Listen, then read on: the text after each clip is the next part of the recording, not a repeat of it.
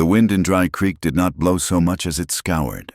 It was a living, invisible thing that rose from the flat expanse of the high plains to sharpen its teeth on the edges of the town. It carried the red grit of the territory, a fine powder that found its way through the tightest window sashes and settled in the creases of a man's eyelids. The town itself seemed to hunch against the onslaught, a collection of sun-bleached timber skeletons huddled together under a sky so vast and blue it felt heavy enough to crush the roofs. To the west, the mountains were a jagged purple bruise on the horizon, promising timber and cool water. But Dry Creek sat exposed in the basin where the heat shimmered off the hardpan like oil on a skillet. It was late in the year 1890, and the territory was balancing precariously between the law of the gun and the law of the ledger. On this particular Saturday night, however, the wind had to compete with the sound of fiddles. The largest barn in the county, belonging to the mayor, had been swept clean of hay and manure. The air inside, usually thick with the scent of livestock, now smelled of roasted pig, bay rum, lavender water, and the pine sawdust scattered across the floor to help the boots slide. It was the wedding of the sheriff's daughter, an event that had drawn ranchers, shopkeepers, and drifters from 40 miles in every direction. Lanterns hung from the rafters, their glass chimneys polished to a shine, casting a warm, golden glow that softened the weathered faces of the men and made the women's calico and silk dresses gleam like jewels against the rough-cut lumber walls. Wildflowers, gathered by the armful from the few damp hollows near the creek bed, were stuffed into canning jars and tin buckets nailed to the posts.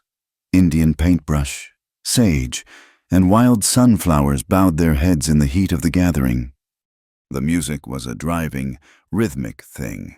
2 fiddles and a frantic banjo urging the crowd into a reel that shook the floorboards. Eli McCade sat near the back of the barn, well away from the swirling chaos of the dancers. He sat in a chair that cost more than most of the men in the room earned in 5 years. It was a marvel of engineering, built by a German clockmaker in St. Louis to Eli's exact specifications. The wood was dark, polished walnut, smooth as a river stone. The wheels were banded in iron but spoked with delicate tension, and the seat was upholstered in the same thick, buttery leather used for high-end saddles. It had brass levers and a reclining back, and to Eli, it was the most expensive prison cell on earth. He adjusted the brim of his black Stetson, pulling it lower to shadow his eyes. He wore a charcoal suit tailored in San Francisco, the fabric fine wool that breathed in the heat, and a silk vest embroidered with silver thread. His boots, resting motionless on the footplates of the chair, were black leather, polished until they reflected the lantern light. They were the boots of a riding man. Yet the soles were as pristine as the day they came out of the box. Eli hated them. He hated the shine. A cowboy's boots should be scuffed at the toe and worn at the heel, stained with mud and spur-marked. These were the boots of a doll. Sitting on a shelf, he watched the dancers with a gaze that was calm, flat, and entirely deceptive. His jaw ached from the force of clenching his teeth, a habit he had developed over the last 3 years to keep the rage from spilling out of his mouth. A young cowhand, flushed with whiskey and courage, spun a laughing girl past Eli's corner. The boy was dusty, his shirt stained with sweat, his movements loose and uncoordinated. He was nobody. He owned nothing but his saddle and his hat. Yet Eli watched him with a jealousy so sharp it felt like a knife twisting in his gut. That boy could feel the floor beneath his feet. He could plant his heel and turn. He could wrap an arm around a woman's waist and guide her, his legs taking the weight of them both. Eli shifted his weight, using his massive arms to lift his torso slightly, relieving the pressure on his lower back. The movement was subtle, barely a ripple in the fabric of his coat, but it required more strength than breaking a colt. 3 years ago, Eli had been 6 feet and 2 inches of iron muscle and reckless pride. He had owned the ranges that stretched from the Salt Fork to the Badlands. He had not just managed cattle, he had lived them. He could drop a loop over a running calf at 30 yards and ride a horse until it either died or surrendered. Then came the storm in the canyon, the thunder that was not thunder, but the terrifying, earth-shaking roar of 2,000 terrified steers stampeding in the dark. Eli closed his eyes for a second, the memory hitting him with the force of a physical blow. The lightning flash, the mud sliding under his mare's hooves, the sickening sensation of the horse going down, and then the world turning into a kaleidoscope of hooves, horns, and crushing weight. He remembered the sound of his own spine snapping. It had sounded like a dry branch stepping on a winter twig. He had woken up 3 days later in a bed he could not leave, with legs that belonged to a stranger. They were there, attached to him, but they were silent. They sent no messages to his brain, obeyed no commands. They were dead weight. Now, Eli McCade was the richest man in 3 territories. He had turned his fury into business. Since he could not ride the land, he bought it. Since he could not drive the cattle, he built the railroad that shipped them. He owned the bank that held the mortgages on half the ranches in the room. He owned the warehouse where the general store bought its flour. He was powerful. He was feared. And he sat alone at a wedding, watching the town spin by him. "Good evening, Mr. McCade," a voice said. Eli looked up. It was Mayor Higgins, a round man with a face flushed from punch and self-importance. He held a glass in a hand that was soft and pink. "Mayor," Eli said. His voice was a deep baritone, rough like gravel poured over velvet. "Fine celebration, isn't it?" The mayor gestured vaguely at the crowd, his eyes darting to the wheels of Eli's chair and then quickly away, as if looking at them was impolite, a real testament to our community spirit. "It is a loud party," Eli acknowledged, his face unreadable. "Yes, well, youth must have its day." The mayor shifted uncomfortably. "I wanted to thank you again for the donation to the schoolhouse roof. Very generous. Eli, very generous indeed. The rain falls on the just and the unjust. Mayor, but it ruins the slate for everyone if the roof leaks," Eli said. The mayor laughed, a nervous, twittering sound. "Quite right, quite right. Well, I see Mrs. Higgins waving at me. Do enjoy yourself. Mr. McCade, can I get you, is there anything you need? A fresh drink? Someone to move you closer?" The question hung in the air, dripping with unintended condescension. "Someone to move you?" As if he were a piece of furniture. "I'm fine where I am," Eli said, his voice dropping a fraction of an octave. Of course, of course." The mayor scuttled away, relief evident in the set of his shoulders. Eli watched him go, his fingers curling around the armrests of his chair until the knuckles turned white. It was always the same. They came to pay homage to the king, but they could not look at the throne. They respected the checkbook, but they pitied the man. Across the room, near the punch bowl, a group of young women whispered behind their fans. Eli saw them glance his way. He knew what they were saying. He had heard it enough times. Such a shame. He is handsome, in a dark sort of way. Rich as Midas, too. But could you imagine being nursemaid to a cripple? My papa says he is half a man, says the only thing working on him is his brain and his temper. Eli felt the heat rise up the back of his neck. He took a sip of the lukewarm whiskey he had been nursing for an hour. It tasted like kerosene and regret. He looked at his legs, covered in the expensive wool trousers. They looked normal enough, but they were a lie. He was 32 years old. He had survived blizzards, droughts, Apache arrows, and rail barrens. But sitting here, anchored to the floorboards by gravity and tragedy, he felt a profound, hollow ache that had nothing to do with his spine. He wanted to be sweaty. He wanted to be out of breath. He wanted to hold a woman and feel her feet moving in time with his, not have her look down at him with that soft, suffocating kindness they saved for sick dogs and children. The music swelled, a waltz this time. The couples came together, the men bowing, the women curtsying. The swirling fabric created a breeze that did not reach Eli's corner. He felt like a stone in the middle of a rushing river, the water flowing around him, ignoring him, eroding him. The heavy double doors of the barn creaked open, admitting a gust of night wind and a swirl of red dust. Clara Dawson stood in the frame, blinking against the sudden brightness of the lanterns.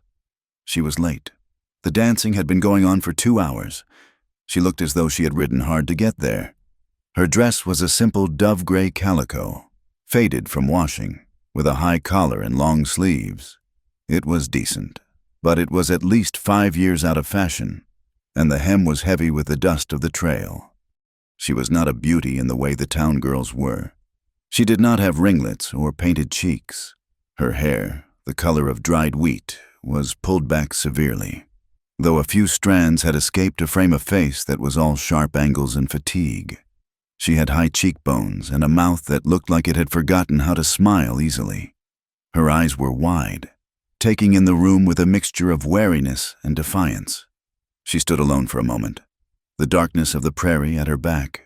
Behind her, a man stumbled in. Bill Taggart, her nearest neighbor.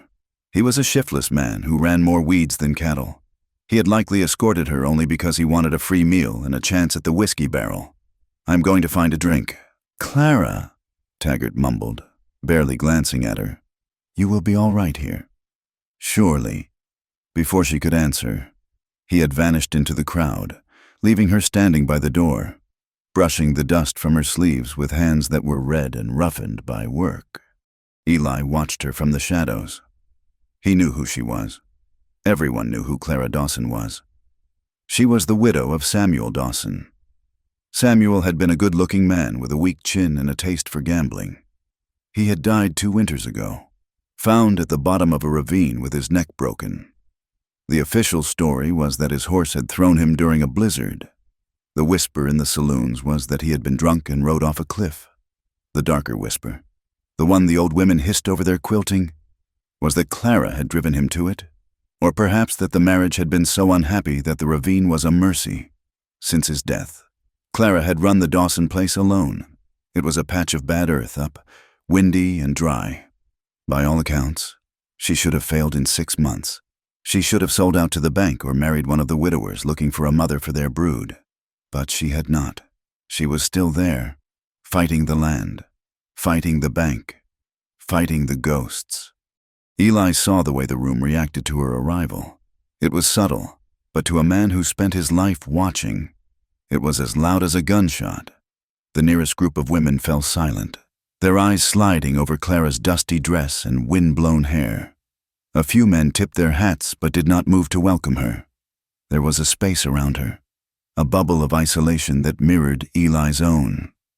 "She brings bad luck," he had heard his own foreman say once. "Everything she touches turns to dust." Samuel died, the cattle died, and that well of hers is dry as a bone. Eli watched as Clara took a breath, squaring her shoulders. It was a gesture of profound bravery. She walked into the room not like a guest, but like a soldier entering enemy territory. She moved toward the edge of the crowd, her posture rigid. Clara felt the eyes on her like physical touches. She wished, for the 100th time, that she had stayed at the ranch. The silence of her empty house was heavy. Yes, but it did not judge her. It did not whisper. She had only come because the bride, Mary, was one of the few women in town who still spoke to her with genuine warmth. Mary had made her promise. "Just for an hour. Clara, you are burying yourself alive out there." So she had scrubbed the floor, fed the stock, settled the children with her eldest, 10-year-old Thomas, and ridden 5 miles in the dark. And for what? To stand here and feel the shame of her poverty burning her cheeks? She could hear the snippets of conversation as she passed. "Bank sent another letter. I heard. Look at those hands. Like a man's. Samuel's brother says she is crazy." Clara kept her chin high, staring straight ahead. She would find Mary, wish her happiness, eat a piece of cake to be polite, and then she would ride back to the only thing that mattered, her children and her land. She scanned the room, looking for the bride's white dress. Instead, her gaze snagged on a figure in the back corner. It was the man in the wheelchair, Eli McCade. She had seen him in town. Of course, everyone saw him. He was usually rolling down the boardwalk with the unstoppable momentum of a locomotive, his face set in a mask of grim determination. She knew his reputation. Ruthless, cold, a man who had replaced his heart with a ledger. But here, in the noise and the light, he looked different. He was sitting perfectly still. His hands were gripping the arms of his chair. The fingers curled so tightly the tendons stood out like cords. His hat was pulled low, but she could see the line of his jaw. It was clenched hard. He was watching the dancers. Clara stopped moving. She knew that look. It was not the look of a rich man surveying his subjects. It was the look of a starving man watching a banquet through a window pane. It was a look of pure, unadulterated loneliness. Clara felt a sudden sharp pang in her chest. It resonated with her own isolation so perfectly it almost hurt. She looked at the people around him, the mayor, the laughing girls, the cowboys. They gave him a wide berth. They treated him like a statue, something to be walked around, not engaged with. He was the richest man in the territory, and he was the poorest soul in the room. She watched a young woman drop a handkerchief near him. The woman giggled and swooped down to retrieve it, flashing Eli a pitying smile before darting back to her partner. Eli did not smile back. He flinched. It was a tiny motion, a slight recoil, as if the pity were a slap. Clara's heart hammered against her ribs. She knew what it was to be looked at and not seen. She knew what it was to be defined by what you had lost, a husband, a leg, a fortune, a reputation. She was the widow Dawson, the failure. He was the cripple McCade, the tragedy.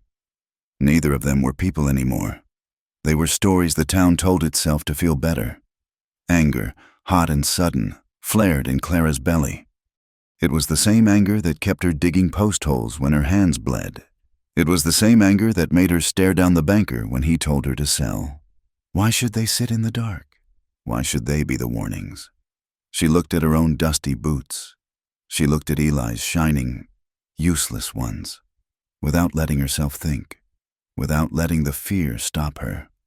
Clara stepped forward. She did not head for the bride. She walked straight across the open floor toward the back corner. The crowd seemed to sense a change in the current. People stopped talking. Heads turned. The path cleared for her. Not out of respect, but out of confusion. Where is she going? Is she going to ask him for money? Everyone knows she is broke. Look at her, bold as brass. Clara ignored them. The wooden floorboards creaked under her boots. The smell of dust and pine was suffocating. The distance seemed to stretch out. Miles of empty space between her and the man in the chair. Eli saw her coming. He stiffened, his eyes narrowing beneath the brim of his hat. He watched the woman in the gray dress marching toward him with a strange, fierce light in her eyes. He braced himself. He expected a plea for a loan. He expected a sob story about her starving children. He had heard them all. He prepared the cold, polite refusal he kept ready for such occasions. She stopped 3 feet in front of him. Up close, he could see the fine lines of exhaustion around her eyes and the dusting of freckles across her nose. She smelled of wind and horse and cheap lye soap, a scent so real and grounded it cut through the cloying perfume of the barn. She did not look at his wheels. She did not look at his legs. She looked him straight in the eye, her gaze level and unflinching. Her eyes were a startling shade of green, like new grass after a rain. The music had trailed off, the fiddlers sensing the tension in the room. The silence that followed was heavy, filled with the rustle of fabric and the holding of breath. Eli stared at her, his hand still gripping the chair. "Can I help you, Mrs. Dawson?" he asked, his voice low and guarded. Clara took a breath. Her heart was beating so hard she thought it might bruise her ribs. She felt the weight of the town's judgment pressing on her back, waiting for her to humiliate herself. She held out a hand. It was a working hand, the nails short, the palm calloused, the skin dry. "Dance with me," she said. The words hung in the stillness like the echo of a rifle shot. Eli blinked. He felt a shock so profound it momentarily wiped his mind blank. He stared at her hand, then up at her face, searching for the mockery. Surely this was a cruel joke. Surely she was doing this to shame him, to highlight his helplessness in front of the entire town. But there was no malice in her face. There was only a terrifying openness and a challenge. Embarrassment flooded him, hot and agonizing. He felt the blood rush to his face. "Madam," he said, his voice tight with suppressed anger, "you are mistaken. I cannot. I know you cannot walk, Clara interrupted softly. Her voice was not loud, but in the silence, it carried to the rafters. I did not ask you to walk. I asked you to dance. She took half a step closer, lowering her hand but not withdrawing it. Unless, she added, a spark of something dangerous and spirited flashing in her eyes. You are afraid of a widow with dust on her hem. Eli sat frozen. The anger was still there, warring with the shame, but beneath it, something else had ignited. A flare of hope, a sudden, violent desire to be part of the living world again. He looked around the room. He saw the shocked faces of the townspeople. He saw the mayor with his mouth hanging open. He saw the pity evaporating, replaced by stunned curiosity. He looked back at Clara. She was trembling slightly. He realized with a jolt that she was just as terrified as he was. She had walked across the room to rescue him, exposing her own throat to the wolves to do it. The tightness in his jaw loosened. His heart slammed against his ribs, a heavy, rhythmic thud that made him feel alive for the first time in 3 years. I am not afraid of anything, Mrs. Dawson, Eli said. His voice was rough, but it was steady. Then prove it, Clara whispered. The barn held its breath. The fiddler stood with his bow hovering over the strings, waiting. Eli looked at her hand again. He uncurled his fingers from the armrest of his prison. He reached out. His hand was large, the skin still tough from years of rope work, though softer than it had been. When his palm touched hers, a shock went through him, electric and grounding all at once. Her grip was firm, warm, and real. I am Rusty, Eli said, a ghost of a dry smile touching the corner of his mouth. You will have to lead. I usually do, Clara answered. And for the first time that night, Eli McKay did not look at the floor. He looked at the woman who had dared to see him. Well? Clara looked over her shoulder at the fiddler. Play something. The fiddler, startled, jerked his bow. A waltz began, hesitant at first, then finding its rhythm. Clara did not let go of his hand. She stepped around to the back of the chair. Eli felt her hand settle on the wooden handles. The touch was possessive. Solid. Ready? She murmured near his ear.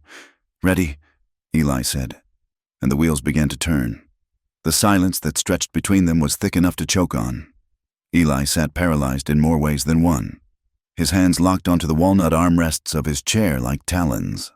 The music in the barn had dipped to a low hum, the fiddler pausing to tune a string. And in that gap, the entire weight of the town's attention pressed down on the corner where the cripple and the widow stood facing one another. Eli felt the familiar burn of humiliation starting in his gut. It was a cold fire, one he had lived with for 3 years. He assumed she was mocking him. He assumed this was some cruel theater designed to make the rich man in the rolling chair look even smaller than he felt. He opened his mouth to deliver a cutting refusal, a sentence sharp enough to drive her back into the shadows she had emerged from. But before the words could form, Clara leaned in slightly, dropping her voice so only he could hear. Come now, Mr. McCade, she said, a faint, nervous smile touching her lips, though her eyes remained steady and serious. I have 2 strong hands to push, and you have the finest wheels in the territory. It would be a terrible shame if the best-dressed boots in the barn didn't see the dance floor at least once tonight. The comment hung in the air, light and teasing, utterly at odds with the tension in Eli's chest. He blinked, the anger stalling out. She wasn't pitying him. She was teasing him. She was looking at his boots, those pristine, hated symbols of his inactivity, and turning them into a joke they could both share. The tightness in his jaw eased. Just a fraction. He looked up at her, really looked at her, and saw the tremor in her own hands, the way she was bracing herself for his rejection. She was terrified, yet she was standing her ground. You have a point, Mrs. Dawson, Eli said, his voice finding its gravelly rhythm again. It would be a waste of polish. He unlocked his fingers from the armrests and nodded once. If you are willing to do the heavy work, I am willing to ride. Clara let out a breath she seemed to have been holding since she walked in the door. She moved quickly, stepping around the side of the chair. As she passed him, Eli caught the scent of her again. Not the cloying rose water the town girls bathed in, but the clean, sharp smell of wind-dried laundry and saddle soap. It was a scent that reminded him of mornings on the range, before the world broke him. She took hold of the handles at the back of the chair. Her grip was firm. He could feel the connection through the wood frame, a strange vibration that traveled down the metal spine of the seat and into his own shoulders. "Ready?" she asked softly. "Drive it like you stole it." Eli muttered. He felt her small, muffled laugh vibrate through the chair. And then they were moving. It was not graceful at first. The barn floor was made of rough-hewn planks, warped by seasons of heat and damp, and scattered with sawdust. Eli felt every knot and groove jar through his rigid spine.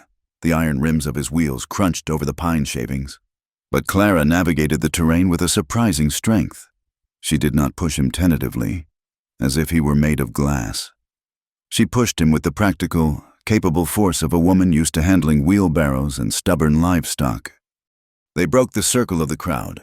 The onlookers parted like the Red Sea, their faces a blur of shock and whispers. Eli kept his head high, staring straight ahead, refusing to look at the boots of the men who were standing on their own 2 feet. The fiddler, a perceptive man named Old Silas, saw them coming. He abandoned the fast-paced reel he had been considering and instead drew his bow across the strings in a long, mournful, sweet note. He slid into a waltz, slow and steady, something that had room in it for a man who rolled rather than stepped. Clara maneuvered him into a gap near the center of the floor. Then, she did something Eli did not expect. She stopped pushing. She stepped around the side of the chair, keeping one hand on the handle to steady it, and moved to his right side. She reached down and took his hand again, pulling it gently from his lap to rest on the armrest, covering his fingers with hers. She began to walk slowly beside him, guiding the chair with her left hand while her right hand held his. It was a dance. It was undeniable. They moved in time with the music, Clara taking slow, rhythmic steps, pushing the chair forward on the downbeat, turning it slightly on the upbeat. Eli's heart hammered against his ribs, a frantic drumbeat that had nothing to do with exertion. He felt exposed, stripped bare under the lantern light. But as they completed the first turn, the sheer terror began to recede, replaced by a surreal sense of belonging. He was moving. He was part of the flow of the room. He was not a statue in the corner. He was a man holding a woman's hand, moving to music. "You steer better than my foreman," Eli said, his voice rough. He was staring at her hand covering his. Her skin was tanned and rough, the knuckles slightly swollen from work. It was a hand that knew labor. "Your foreman likely tries to force the wheels," Clara said, keeping her eyes on the path ahead as she guided him through a turn. "You have to let them find their own way over the rough spots. It is like guiding a horse. You ask, you don't tell. I used to know something about horses," Eli said. "I know," Clara replied. She looked down at him then, and the lantern light caught the gold flecks in her green eyes. "I saw you ride that roan stallion at the county fair 4 years ago, the one nobody else could saddle." Eli felt a sudden, hot flush of pride. "That horse was a devil." "He was," Clara agreed. "But you sat him like you were carved out of the same rock." The compliment landed in the center of his chest and warmed him. She remembered him as he was. She did not just see the chair. She saw the man who had existed before it. "He threw me eventually," Eli admitted. "Everyone gets thrown eventually, Mr. McCade." Clara said quietly, "The trick is deciding whether to stay in the dirt." They moved in silence for a moment, the music swelling around them. The other couples had resumed dancing, though they kept a respectful distance. Eli became acutely aware of the physical reality of her.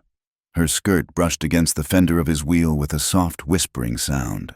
Her shoulder was only inches from his own. If he leaned just a little to the right, he could rest his head against her hip. The thought sent a shock of desire through him, so potent it nearly made him dizzy. It had been 3 years since he had felt anything resembling desire. He had thought that part of him was dead, crushed along with his vertebrae. He had convinced himself that he was a gelding, a neutral creature of business and intellect. But the warmth of her fingers on his, the sway of her body as she walked beside him, the scent of soap and skin, it woke something primal. He looked at the curve of her neck, the stray wisp of hair that had escaped her severe bun, and he wanted to stand up. He wanted to wrap his arms around her waist and pull her against him until there was no air between them. The impossibility of it tasted like ash in his mouth, but the wanting was sweet. "The drought is hard on the high range this year," Eli said, grasping for conversation to distract himself from the dangerous turn of his thoughts. "It is," Clara answered. She navigated him around a spinning couple. "My creek is little more than mud. I've been hauling water from the deep well for the horses since Tuesday." "That is heavy work," Eli said, frowning. "The horses get thirsty whether the work is heavy or not," she said simply.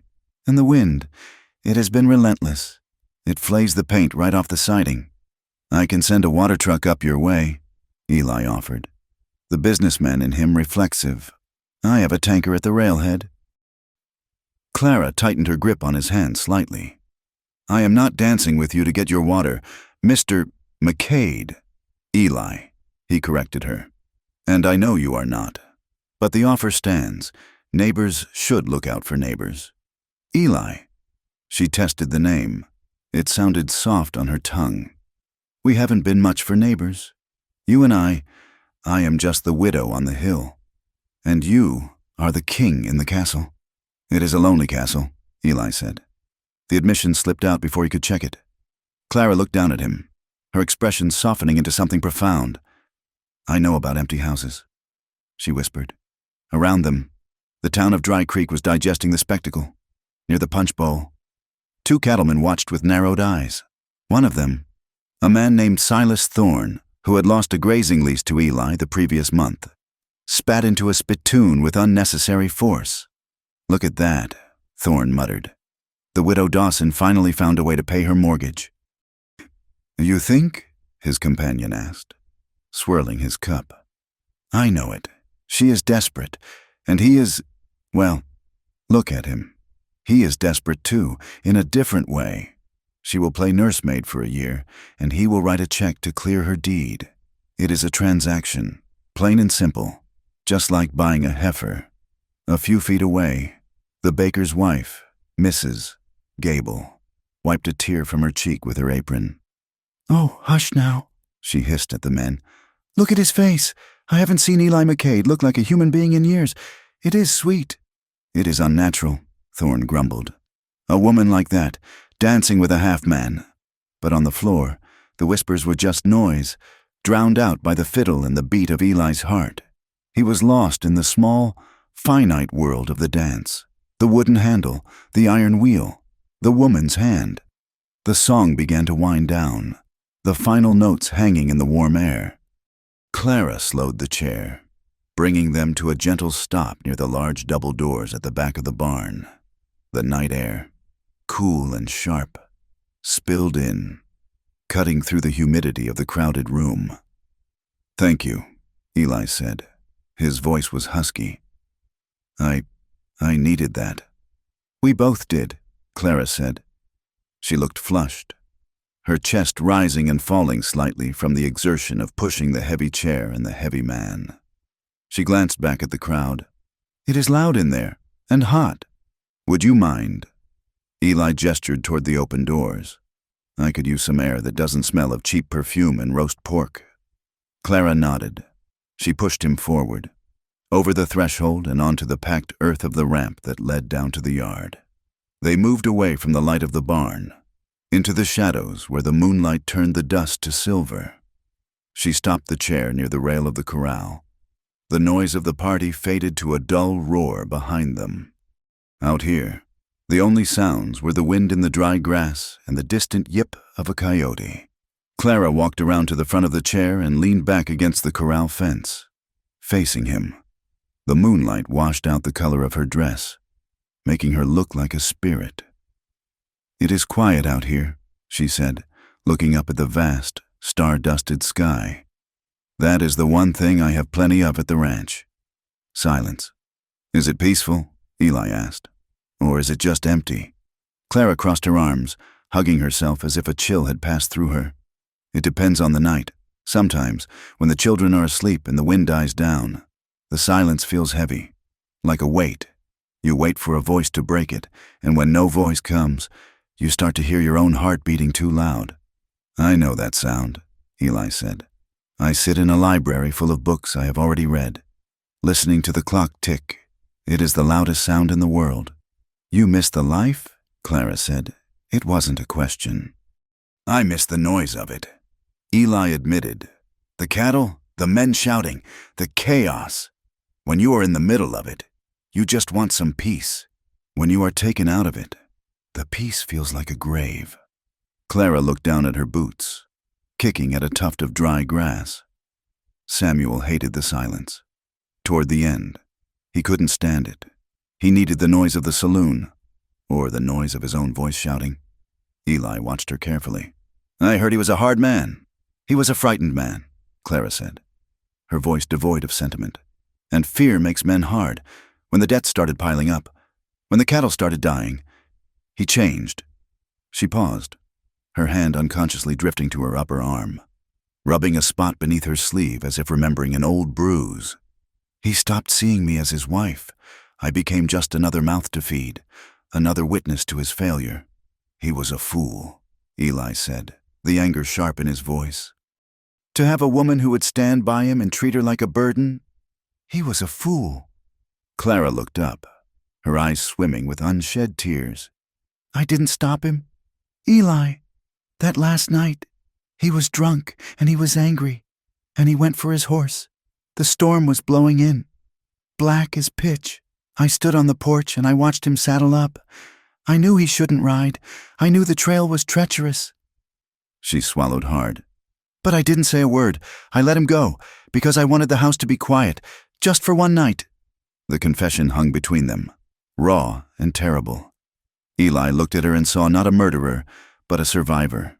He saw the guilt she carried, a stone around her neck that was dragging her down just as surely as his chair dragged him. "That wasn't your sin, Clara," Eli said softly.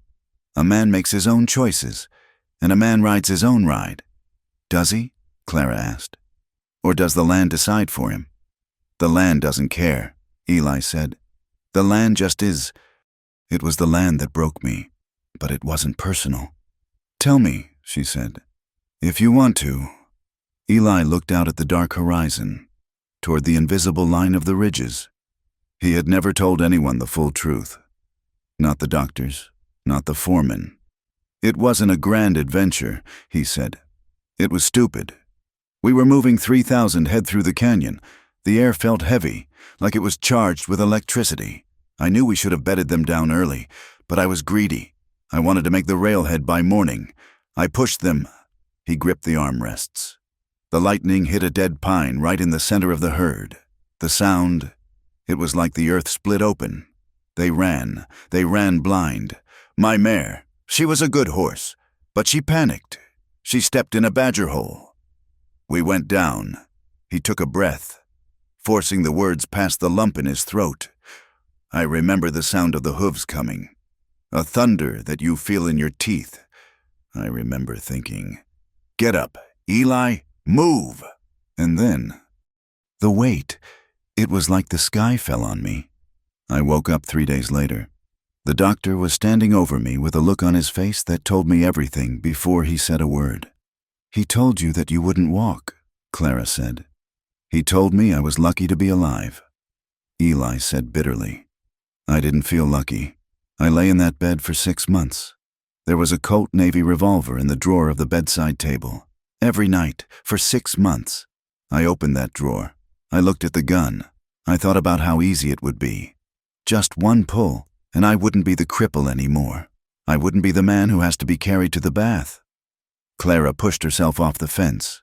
She moved toward him, closing the distance until she was standing between his knees, her skirts brushing against his legs. "Why didn't you?" she asked. It was a fierce whisper. I don't know, Eli said. He looked up at her, his face haggard with the memory. Maybe I was too coward to do it. Maybe I was too stubborn to let the stampede win. Clara reached out. She placed her hands on his cheeks, her palms framing his face. Her skin was warm, rough, and incredibly gentle. It wasn't cowardice, she said fiercely. And I don't see a broken man. Eli McCade, I see a man who crawled out from under a stampede and built an empire. I see a man who has enough fire in him to burn down this whole territory if he wanted to. She leaned in closer. And I see a man who dances better than anyone in that barn. Eli stared at her. Her face was inches from his. He could see the pulse beating in her throat. The desire that slammed into him then was not just physical. It was an emotional avalanche. He wanted to kiss her. He wanted to bury his face in her neck and breathe her in. He wanted to be the man she saw, not the man he was. His hands came up, hovering for a moment before settling on her waist. The fabric of her dress was thin. He could feel the warmth of her body underneath. "Clara," he breathed. She froze. Her eyes dropped to his mouth. The air between them crackled, charged with a tension that was terrified and hopeful all at once. For a second, the world narrowed down to just the two of them in the moonlight.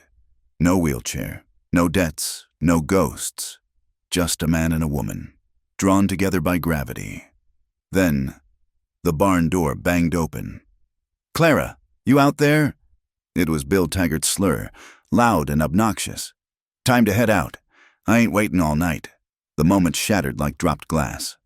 Clara pulled back, her hands leaving his face, though she lingered for a split second longer than she had to. Eli's hands fell from her waist to his lap, his fingers curling into fists. I have to go," Clara stammered. She stepped back, smoothing her skirt, her face flushing in the darkness. "I know," Eli said. His voice sounded hollow. "Thank you," she said. "For the dance." "Thank you," Eli replied. "For the light." She turned and hurried toward the wagon where Taggart was waiting, leaving Eli sitting alone in the shadows. He watched her go. He watched Taggart help her up, clumsily, without grace, and he watched the wagon rattle away into the vast, consuming darkness of the prairie. The wind picked up, tugging at the brim of his hat. Eli McCade sat there for a long time, listening to the music fade inside the barn. He looked down at his legs. They were still motionless. They were still dead weight. But his hands were trembling, and his heart was beating a rhythm that felt dangerously like hope. He replayed the feeling of her body against his hand, the way she had looked at him with that fierce, protective fire. He turned his chair around, the wheels crunching in the dirt. He signaled for his foreman, who was waiting by the buckboard. "Let's go home," Eli said. "Yes, boss." "You want to stop by the bank tomorrow?" "No," Eli said, looking toward the north, where Clara's ranch lay hidden in the dark. "Tomorrow. I have some thinking to do."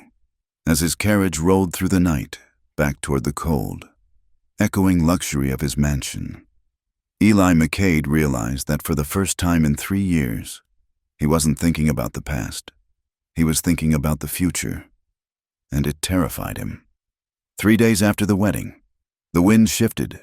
It swung around from the north, carrying the dry, static taste of the high desert and the promise of a hard winter, even though the calendar said it was only late September. Clara Dawson stood in the kitchen of her small ranch house, holding a piece of paper that felt heavier than a sack of feed. It was an envelope of thick, cream-colored stationery, the kind that cost a nickel a sheet at the mercantile. It had been delivered by a passing rider, and it sat in her calloused hands like a live coal. She brought it to her nose. It smelled of stale pipe tobacco and dry ledger dust. It smelled of the First National Bank. Clara slit the envelope with a paring knife. The letter inside was brief, typed on a machine that punched the letters so hard they raised bumps on the back of the page. "Dear Mrs. Dawson, it has come to our attention that the payment on your mortgage, due on the 1st of the month, remains outstanding. Furthermore, A review of your account suggests that the ranch's projected yield for the season will be insufficient to cover the interest accumulation. We must inform you that unless the sum of $400 is remitted within 14 days, the bank will be forced to initiate foreclosure proceedings to recover its assets. Sincerely, Thaddeus Thorne, Bank Manager. Clara lowered the paper. $400. It might as well have been $4 million. She had $12 in the tin can behind the coffee pot and a herd of cattle that were too thin to sell until they had another month of grazing. Grazing she didn't have, because the creek was dry. The threat was not subtle. 14 days. Thorne knew she couldn't raise that money. He was telling her to pack her bags. She looked out the window.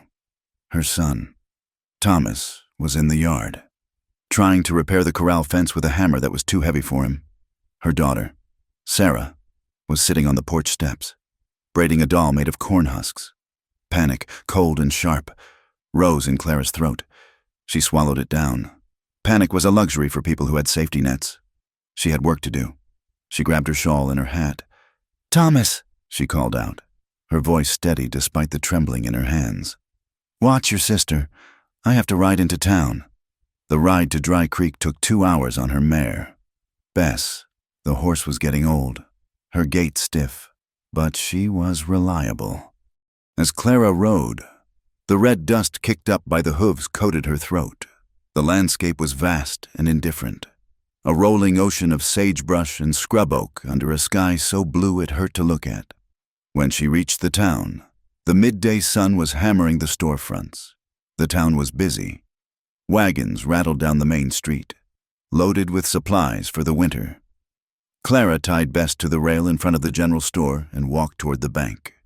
Her stomach was a tight knot of anxiety. As she passed the open doors of the drover's saloon, voices drifted out into the street, carried on the smell of beer and sawdust. "I tell you, the man is buying up everything north of the river," a rough voice said. Clara recognized it as Bill Taggart, her neighbor. "McCade signed the papers on the Henderson place yesterday. He has got deep pockets," another voice replied. "Railroad money. It ain't natural," Taggart grumbled. "A man who can't even saddle his own horse owning half the county. He sits in that rolling throne of his like he is King Solomon, but take him out of it, and what is he? He is half a man. Can't ride, can't fight, can't—" Taggart's voice dropped to a crude whisper, followed by a round of dark laughter. "Careful, Bill," a third voice cut in, sharper and more sober. "McCade might be in a chair, but he has done more for this town in 3 years than you have done in 40. And he has a long memory. Money don't make him a cowboy." Taggart spat. "He is just a cripple with a checkbook." Clara stiffened. She felt a flash of defensive heat, remembering the warmth of Eli's hand and the vulnerability in his eyes when he spoke of the silence. They mocked him for the very thing that tortured him. She pushed away the anger and focused on the bank. She had her own battle to fight. Thaddeus Thorne's office was cool, dark, and smelled intensely of the tobacco smoke that had clung to the letter. Thorne was a thin man with slicked-back hair and eyes that looked like black beads. He did not stand up when Clara entered. "Mrs. Dawson," he said, gesturing to a hard wooden chair.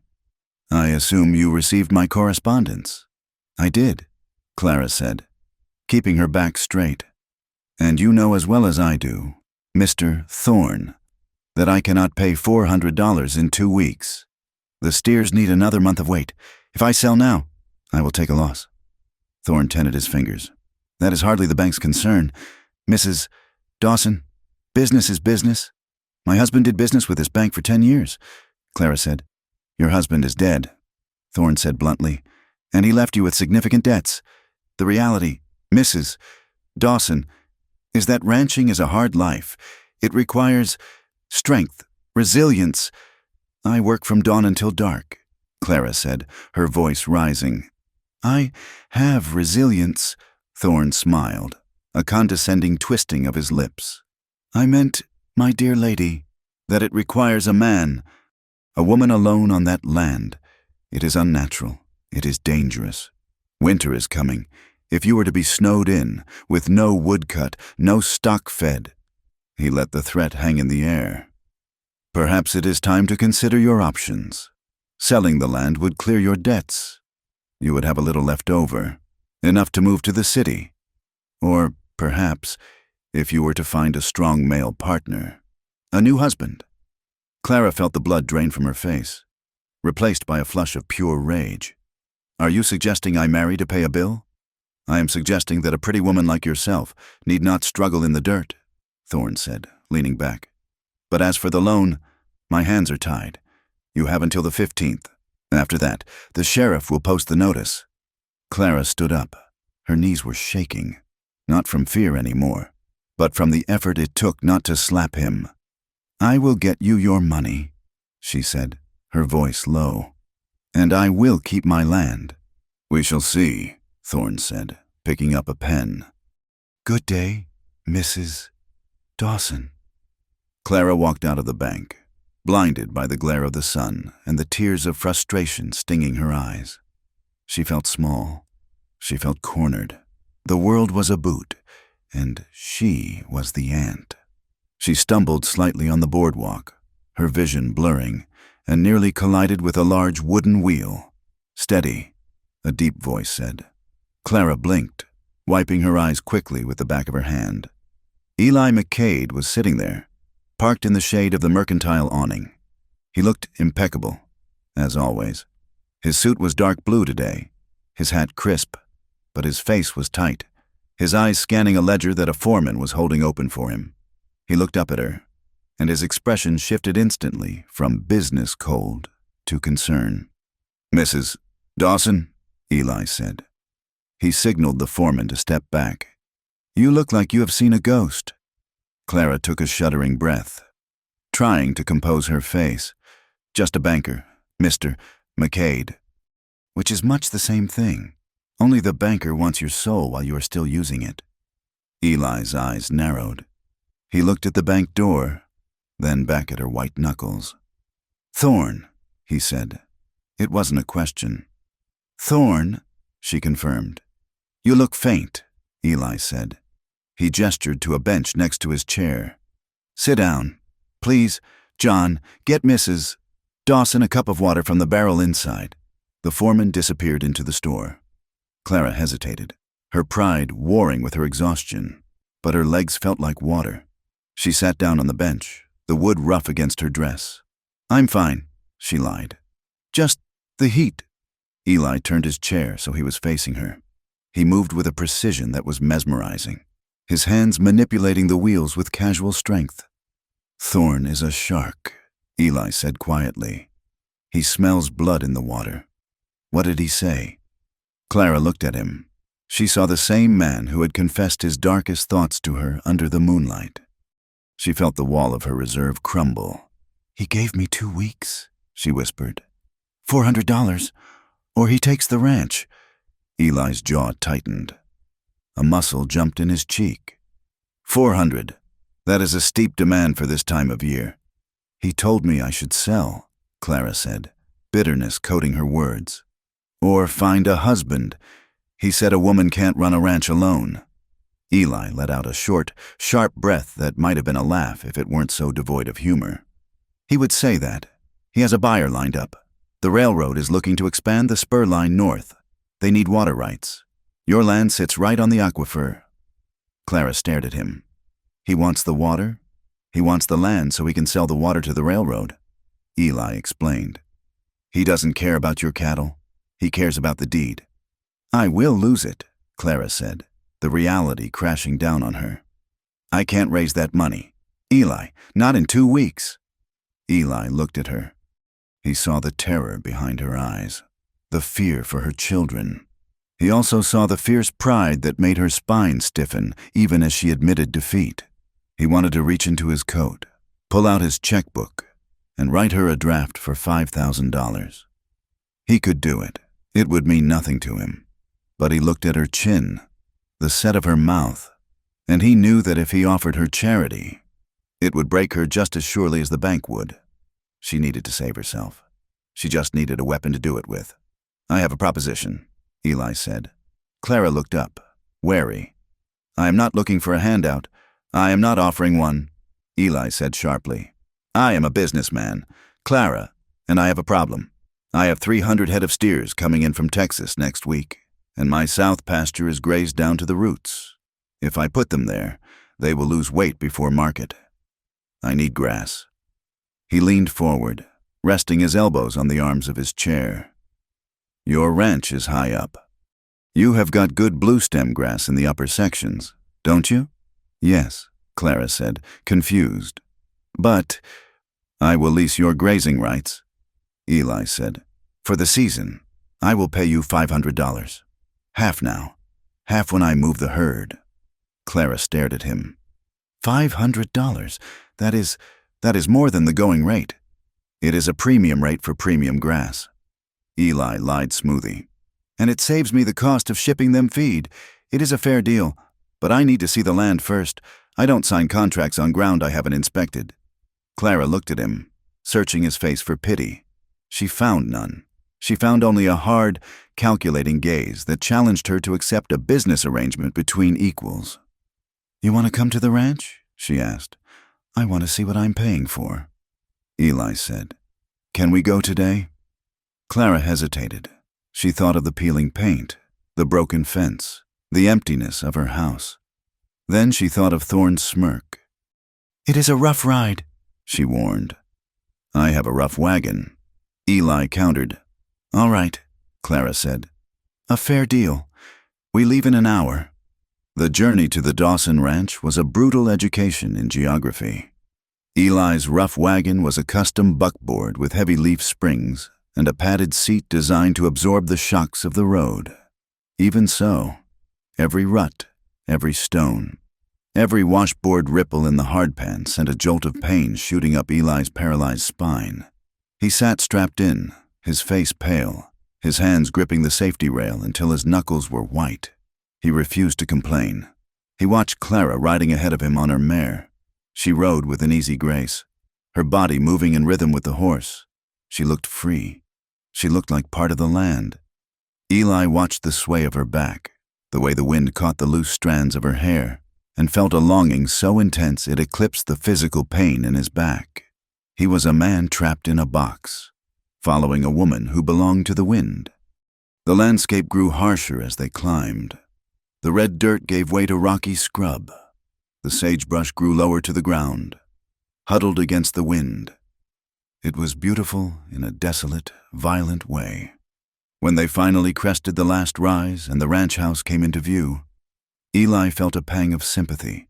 It was a small, weather-beaten structure, the wood gray and warped. The porch sagged on the left side. The corral fence was leaning drunkenly, held up by baling wire and hope. A windmill turned slowly, screeching with a metal-on-metal protest that echoed in the silence.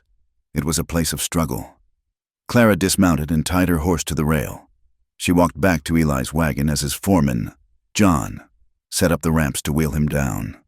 "It isn't much," Clara said, her voice tight. "But it is ours." "It has a good view," Eli said, rolling onto the hard-packed dirt of the yard. The door of the house creaked open. 2 children stepped out. The boy, Thomas, looked to be about 10, with Clara's eyes and a serious, guarded expression. A smaller girl, perhaps 6, hid behind his leg. They stared at the wagon. They stared at the shiny wheelchair. They stared at the man in the suit. "Thomas, Sarah," Clara called. "This is Mr. McCade. He is here to look at the upper pasture." "Is he the rich man?" Sarah whispered loudly. "Sarah!" Clara hushed her, flushing. "It is all right," Eli said. He wheeled himself forward a few feet. "Hello, Sarah. I am the rich man, but mostly I am just the man who brought peppermint sticks." He reached into his pocket and pulled out 2 red and white candy sticks he had bought at the mercantile while Clara was getting water. He held them out. Sarah looked at her mother. Clara nodded. The girl darted forward, grabbed the candy, and darted back to safety. "Thank you," Clara mouthed. "Bribery is a valid business tactic," Eli said with a wink. "Let me show you the grass," Clara said. They moved away from the house, heading toward the rise that overlooked the northern acreage. The ground was uneven, dotted with gopher holes and rocks. John, the foreman, made to push the chair, but Eli waved him off. "I can manage," Eli said. He gripped the wheels, his biceps straining against the fabric of his coat. He forced the chair over the rough ground, determined not to be helpless in front of her. Clara walked beside him, matching his pace. They moved in silence for a while, the only sound the crunch of tires on dirt and the cry of a hawk circling overhead. "You were right," Eli said, breathing hard as they reached a flatter section. "The grass here is good, deep roots. It is the only thing that grows well here," Clara said. "The soil is too rocky for farming. Samuel tried to plant wheat once. The wind blew the seeds into the next county before they could sprout." She stopped and looked out over the valley. "He blamed the land. He cursed it every day." "And you?" Eli asked. "Do you curse it?" "No," Clara said. "I respect it. It is honest. It doesn't promise you anything. If you survive, it is because you fought for it." She looked down at him. "Like you." Eli looked at his hands. "I didn't fight. Clara, I survived because I was too angry to die. There were nights in that big house, with servants in every room, where I felt smaller than a grain of sand. I thought no woman would ever look at me again without seeing a broken tool." He met her eyes. "I thought I was finished. A man who can't stand. What good is he? He can't protect a woman. He can't dance with her properly. He can't—" He stopped, his voice dropping. "He can't love her." Clara finished the sentence for him. "Yes," Eli admitted. "That—" Clara knelt down in the dirt, heedless of her dress. She was at eye level with him now. "Samuel could stand," she said, her voice trembling with a suppressed emotion. "He was 6 feet tall and strong as an ox, and he made me feel small every single day. He came home drunk and he broke the furniture. He yelled until the children hid under the bed." She took a breath. "When he died, God forgive me, Eli, when the sheriff told me he was dead, I didn't cry. I felt the air come back into the room. I felt safe." She reached out and touched the arm of his chair. "A man isn't defined by his legs, Eli. He is defined by his hands. Are they gentle? Are they kind? Will they catch you when you fall? Or will they push you down?" Eli looked at her, stunned by the raw honesty of her confession. He saw the pain she had hidden behind her widow's veil. She had been married to a whole man who was broken inside. He was a broken man who was whole inside, but he had never believed it until this moment. "My hands," Eli said, his voice husky. "My hands would never push you down. Clara, I know," she whispered. The wind gusted around them, wrapping her skirt around the wheel of his chair. She reached down to untangle it, and he reached down to help. Their hands met on the cold iron of the rim. They froze. The contact was sudden and searing. Clara looked up, her face inches from his. He could see the gold flecks in her eyes, the part of her lips. The air between them grew heavy, charged with a static electricity that had nothing to do with the coming storm. The business deal, the bank, the cattle, it all faded away. There was only the woman kneeling in the dirt and the man sitting in the chair, and the terrifying, beautiful pull of gravity between them. Eli leaned forward. He couldn't help himself. He wanted to taste the dust and the life on her lips. Clara didn't pull away. Her eyes drifted shut, her breath hitching. They were a heartbeat away from a kiss that would change everything. "Mama, Mama!" The high-pitched voice of Sarah cut through the moment like a knife.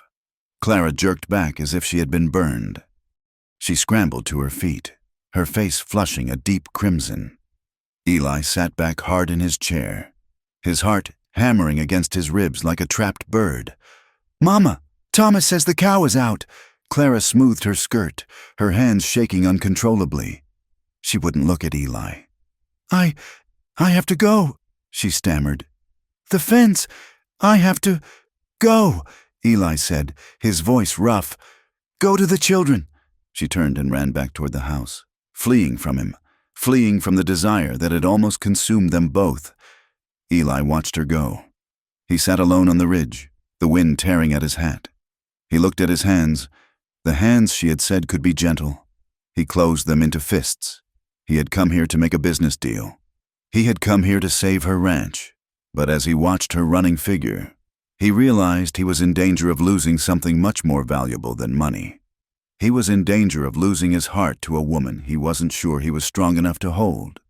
"John," he shouted, his voice echoing over the empty land. "Bring the wagon around. We have a check to write."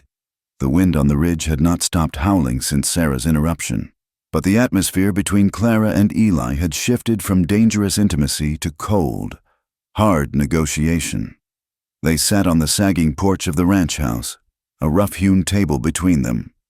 Eli had his checkbook out, a leather-bound volume that looked out of place against the splintered wood. Clara sat opposite him, her hands clasped so tightly in her lap that the knuckles were white. "The terms are simple," Eli said, his voice flat and businesslike, a shield he had erected the moment the child had called out. "I will lease the grazing rights for the northern 300 acres. The duration is until the first snow or 4 months, whichever comes later. The price is $500, payable immediately." Clara stared at the checkbook. $500. It was enough to pay the bank the $400 she owed, with $100 left over for flour, sugar, and perhaps winter coats for the children. It was a lifeline. It was a miracle. And she hated it. "The going rate for grazing is 10 cents an acre," Clara said, her voice steady. 300 acres would be $30 a month. You are offering 500 flat. That is nearly 4 times the market value. Eli didn't look up from the pen he was holding. "I told you, it is premium grass. My steers are coming off a long drive. They need bulk, not scrub.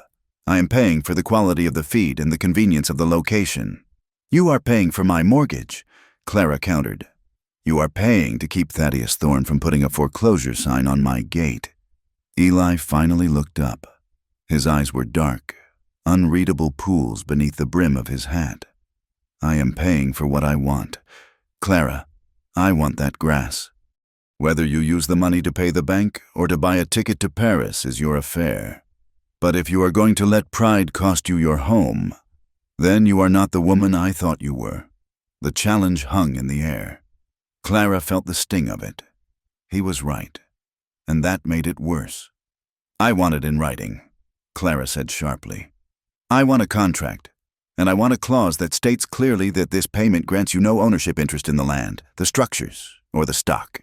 I want it clear that you are a tenant, Mr. McCade, not a partner." Eli's mouth twitched. It wasn't quite a smile, but the tension in his shoulders seemed to loosen. He liked a fight. He liked that she wasn't just rolling over and showing her belly like a beaten dog. "Agreed," Eli said. He flipped the checkbook closed and reached for a sheaf of paper his foreman, John, had brought from the wagon. "I will draft it right now. Sole ownership remains with Mrs. Clara Dawson. The lease is for surface rights only." "And the fences," Clara added. "You said your men would fix them." "To keep my cattle in," Eli reasoned. "I can't have prize steers wandering off into the canyon. My men will repair the perimeter fence and the corral, purely for the safety of my investment." "Purely," Clara echoed, arching an eyebrow. They spent the next hour haggling over the fine print. Clara fought him on the liability for lost stock. Eli fought her on the water access rights. It was a sharp, exhilarating dance.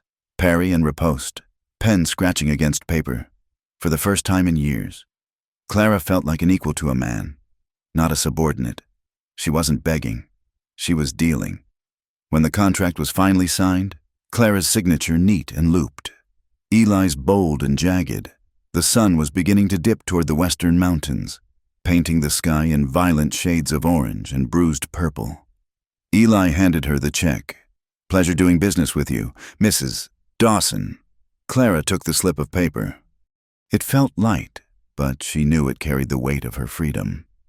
"Thank you, Mr. McCade." Their eyes met, and for a fleeting second, the mask of business slipped. The memory of the near kiss on the ridge flared between them. hot and unresolved. Before Eli cleared his throat and turned his chair toward the ramp, "I will have the herd moving this way by Tuesday," he said. "And I will be up on Thursday to check on the fence repairs. I expect the coffee to be better than what they serve at the hotel." "I make strong coffee," Clara said.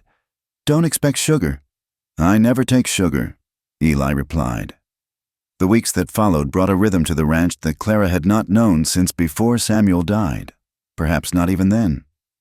The silence that had haunted the place was broken by the sounds of work. Eli's crew arrived 2 days later. They were rough men, hand-picked by Eli for their loyalty and their skill, not their conversation. They set to work on the fences with a brutal efficiency. The rhythmic thwack, thwack, thwack of hammers and the singing of stretched wire became the soundtrack of the days. They dug the well deeper, reinforcing the walls with stone, until the muddy trickle turned into a steady, clear flow. Eli came every few days. He could not pound a post or string a wire, but he was the engine that drove the machine. He would arrive in his custom wagon, wheel himself onto the porch, and spread his ledgers across his lap. He didn't just sit there. He called Clara over. "Bring your books," he commanded one afternoon, the wind whipping dust across the porch boards. Clara brought out the battered notebook where she recorded egg sales and feed costs. It was a mess of penciled scribbles and erasures. Eli frowned at it, then pulled a fresh ledger from his bag. "Sit down. If you are going to run a business, you have to know where the leaks are." He taught her how to track the yield per acre. He showed her how to calculate the depreciation of her equipment. He taught her how to leverage debt rather than be crushed by it. They sat side by side for hours, the red dust settling in the creases of their clothes. The sun beat down on the tin roof, baking the air until it shimmered. The western landscape was not a passive backdrop. It was an active participant in their days. It blew grit between their teeth. It dried the ink on the page before they could blot it. It sent tumbleweeds rolling past the porch like lost souls. One afternoon, a dust devil, tight and angry, spun through the yard, knocking over a stack of buckets. "Nature doesn't give refunds," Eli noted, watching the buckets roll away. "You have to factor the loss into the margin." "You sound like a machine," Clara said, wiping grit from her forehead. "Do you ever just look at the land and see the land? Not a column of figures?" Eli looked out at the horizon, where the heat haze made the mountains float. "I see what is there, Clara. I see drought. I see wolves. I see gravity. If I don't calculate the cost of surviving them, they will eat me alive. Again." He rubbed his legs unconsciously. Clara saw the movement. She saw the shadow that crossed his face, the old fear that he was only safe as long as he was in control.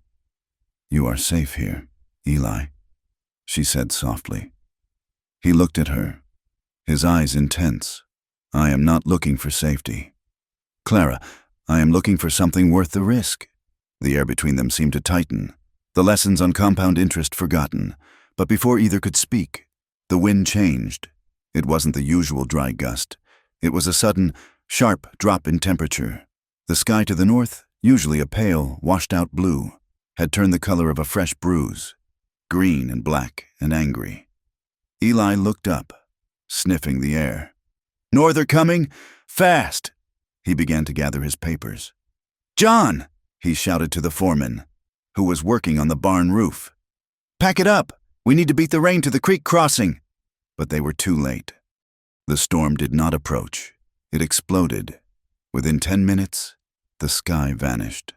The wind hit the house with a force that made the timbers groan. Thunder cracked like a cannon shot, right overhead, shaking the floorboards beneath Eli's wheels. "Boss!" John ran up to the porch, holding his hat.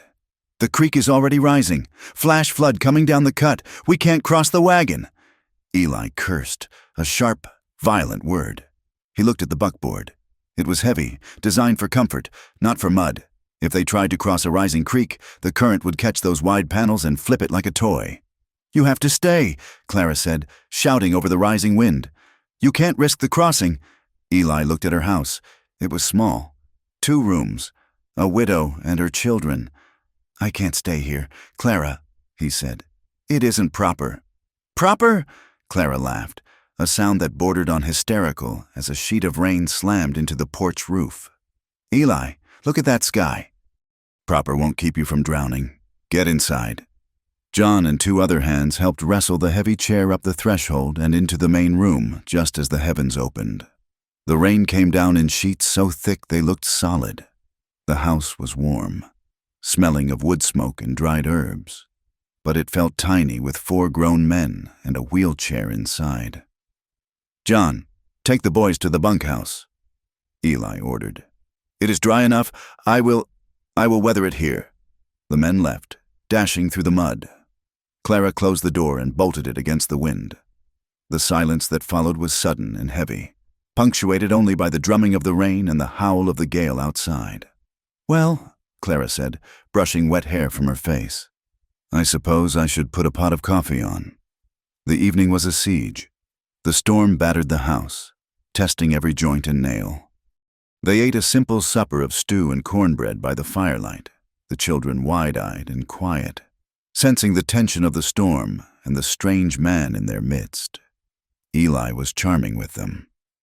He showed Thomas a coin trick, making a silver dollar disappear and reappear behind the boy's ear.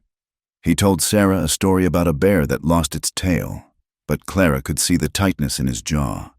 He hated being trapped. He hated that his chair took up half the free space in the room. He hated needing accommodation. When bedtime came, the logistics were awkward. I will take the chair by the fire, Eli said firmly. You and the children take the bedroom. You can't sleep in the chair. Eli, Clara said, it will ruin your back. My back is already ruined, he said dryly. I have slept in worse places. Go on. Clara ushered the children into the back room. She returned a moment later with a quilt and a pillow. She tucked the quilt around his legs, her hands brushing his knees. He flinched, then held still. Thank you, he murmured. Try to sleep, she said, but sleep was impossible. The wind howled like a banshee. Around midnight, a terrible crashing sound came from the barn, followed by the terrified screaming of the horses. Clara was out of the bedroom in a second, pulling a heavy oilskin coat over her nightdress. It is the shutter on the loft, she said, her face pale. If it breaks loose, it will spook the mare right through the stall door. She grabbed the lantern. Clara, wait, Eli shouted, turning his chair. You can't go out there alone. The wind is gale force. I have to, she yelled back. That mare is my livelihood. She threw the door open and vanished into the maelstrom. Eli cursed his legs. He cursed the God that made him sit while a woman fought a storm. He wheeled himself to the open door, the rain lashing his face, soaking his shirt instantly. He could see the lantern bobbing in the dark, swinging wildly. He saw Clara struggling with the massive barn door. The wind had caught it, pinning it against the frame. She was pulling with all her might, but she didn't have the leverage. Clara! Eli roared, his voice cutting through the thunder. Don't pull it! You are fighting the vacuum! Wedge it! She couldn't hear him. She was slipping in the mud. Clara! He bellowed again, projecting his voice the way he used to when driving cattle across a river. Use the pry bar. To the left. Wedge the bottom. She heard him. He saw her head turn. She looked toward the house, seeing him silhouetted in the doorframe, soaked to the bone. The pry bar, he shouted, miming the motion. Wedge the bottom corner. She understood. She grabbed the iron bar leaning against the wall. She jammed it under the door and leaned her weight on it. The leverage broke the wind's hold. The door slid shut. A moment later, the banging of the shutter ceased. She had secured it. She ran back to the house, fighting the wind that tried to knock her flat. She stumbled up the steps, gasping. Mud splattered across her face. Eli reached out, grabbing her arm to pull her inside, slamming the door with his other hand. They stood there in the sudden quiet of the room, both of them drenched, breathing hard. Water pooled on the floorboards around Eli's wheels. His fine shirt was plastered to his chest. Her nightdress was soaked through, clinging to her legs. You crazy woman? Eli gasped, wiping water from his eyes. You could have been killed. I saved the mare, Clara panted, shivering violently. Did you see? I saved her. I saw, Eli said. He looked at her with a mixture of fury and awe. You have got more grit than any man on my payroll. Clara's teeth began to chatter. The adrenaline was fading, leaving the cold to bite deep. We need to get dry, she said. You especially. The cold, it is bad for your circulation. She moved to the fire, throwing 2 more logs on the embers. The flames roared up, casting long, dancing shadows on the walls. She turned to Eli. He was struggling to get his wet coat off. The wet wool was heavy, and sitting in the chair restricted his movement. He twisted, grunting with effort, his face twisting in frustration. Let me, Clara said. She stepped forward. She didn't ask. She knelt between his knees, heedless of the mud. Her fingers, numb with cold, fumbled with the buttons of his vest. I can do it, Eli snapped, his pride stinging. Stop it, Clara said gently. Stop fighting me. She undid the vest. She helped him peel the soaked shirt from his shoulders, her hands brushing against the bare skin of his arms. He was broad, his upper body sculpted by years of pushing the chair. His skin was cold as marble. Your boots, she said. Clara, no, Eli said, his voice tight. You don't need to. They are full of water. Eli, you will get frostbite. She moved to his feet. She lifted his left leg, placing the heel on her thigh. She worked the wet leather, pulling hard. The boot slid off with a wet squelch. She did the same with the right. Then came the trousers. They were soaked, clinging to his legs. I have a pair of Samuel's old trousers, she said, not meeting his eyes. They are in the trunk. I will get them. She brought them. Then she turned her back while he shimmied out of the wet wool and pulled the dry denim up. It was a struggle, a humiliating wrestling match with gravity. But he did it. I am decent, he said quietly. Clara turned back. She held a rough towel in her hands. She knelt again. Your legs are still wet, she said. Before he could stop her, she began to dry his legs. Eli froze. He stopped breathing. His legs were not like the rest of him. They were thin. The muscles had wasted away after 3 years of disuse. They were pale, stark white against the dark floor. And they were scarred. Long, jagged scars ran down his shins and thighs. Marks from the surgery. Marks from the hooves that had trampled him. They were ugly. They were evidence of his brokenness. He squeezed his eyes shut, waiting for her to recoil. He waited for the hesitation, the intake of breath that meant pity or disgust. It never came. Clara patted the towel over his knees. She rubbed his calves briskly to bring the blood back. Her touch was firm. It was the touch of a woman who had nursed sick calves and mended broken fences. It was practical, yes, but it was also profoundly tender. She ran the towel over a particularly jagged scar on his shin. Her hand lingered there. Her thumb traced the line of the old wound. Eli opened his eyes. He looked down. Clara was looking at his legs, but there was no horror in her face. There was only a quiet sadness, a recognition of pain. It must have hurt, she whispered. I don't remember the pain, Eli said, his voice shaking. I just remember the noise. Clara looked up. Her eyes locked with his. She was still kneeling between his knees, her hands resting on his thighs. The intimacy of it was staggering. She was touching the parts of him that he deemed dead, and under her hands, he felt a phantom warmth. They are just legs, Eli, she said softly. They are just bone and skin. They aren't who you are. They are why I'm alone, he said brutally. No, Clara said. You are alone because you think no one is strong enough to carry the weight of that chair with you. Are you? He asked. The question was a whisper, a plea. Clara's hands trembled on his knees. I have carried heavier things than wood and iron, she said. The storm outside had softened to a steady, rhythmic rain. The fire crackled, casting a warm, orange glow over them. The children were asleep in the next room, breathing softly. They stayed there for a long time, Clara kneeling, Eli sitting. The barriers of wealth and class and pride had been washed away by the rain. I am afraid, Eli confessed into the quiet. I look at the future, Clara, and I see a long, straight track with no turns. I see myself getting richer and colder. I see myself dying in that big house with a nurse paid to hold my hand. He leaned forward, his voice cracking. I am afraid to want this. I am afraid to want you. Because if I start wanting, and then I lose it, I won't survive the crash a second time.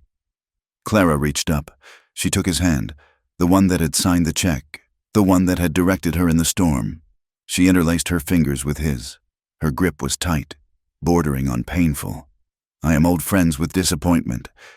Eli, she said, I know what it tastes like. It tastes like dust and looks like an empty mailbox. I have lived safe, and I have lived empty, and I am tired of it. She brought his hand to her cheek, pressing her face against his knuckles. I would rather face the crash with you, she whispered, than stand safe on the sidelines and watch you roll by. Eli looked at her, this woman with mud on her face and fire in her soul. He realized then that she was the only person on earth who didn't want him to be whole. She just wanted him to be here. He leaned down, resting his forehead against hers. They breathed together, inhaling the scent of wood smoke and wet rain and each other. It won't be easy, Eli warned her, his voice rough with emotion. People will talk. They will say I bought you. They will say you are nursing a cripple for his gold. Let them talk, Clara said fiercely against his skin. They don't know the music. They can't hear the dance. They sat by the dying fire as the night wore on, hand in hand.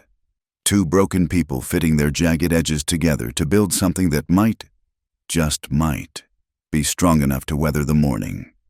The storm had washed the world clean, leaving behind a sky of piercing, innocent blue and a landscape of mud that glistened like wet pottery. Inside the small ranch house, the morning light filtered through the shutters, catching dust motes dancing in the stillness. The air between Eli and Clara was fragile, woven from the threads of the previous night's confession. They moved around the main room with a quiet, careful awareness of one another. Clara stood by the stove, the coffee pot bubbling, her movements efficient but softened by a hesitation that hadn't been there the day before. Eli sat in his chair near the hearth, the quilt folded neatly on his lap. Watching her, he felt different. The hollow ache that usually greeted him in the morning, the reminder of legs that would not move, was overshadowed by the memory of her hands on his skin, the ghost of her warmth against his forehead. The mud will be deep, Clara said, pouring the dark liquid into 2 tin cups. She did not look at him directly, but the flush on her neck spoke volumes.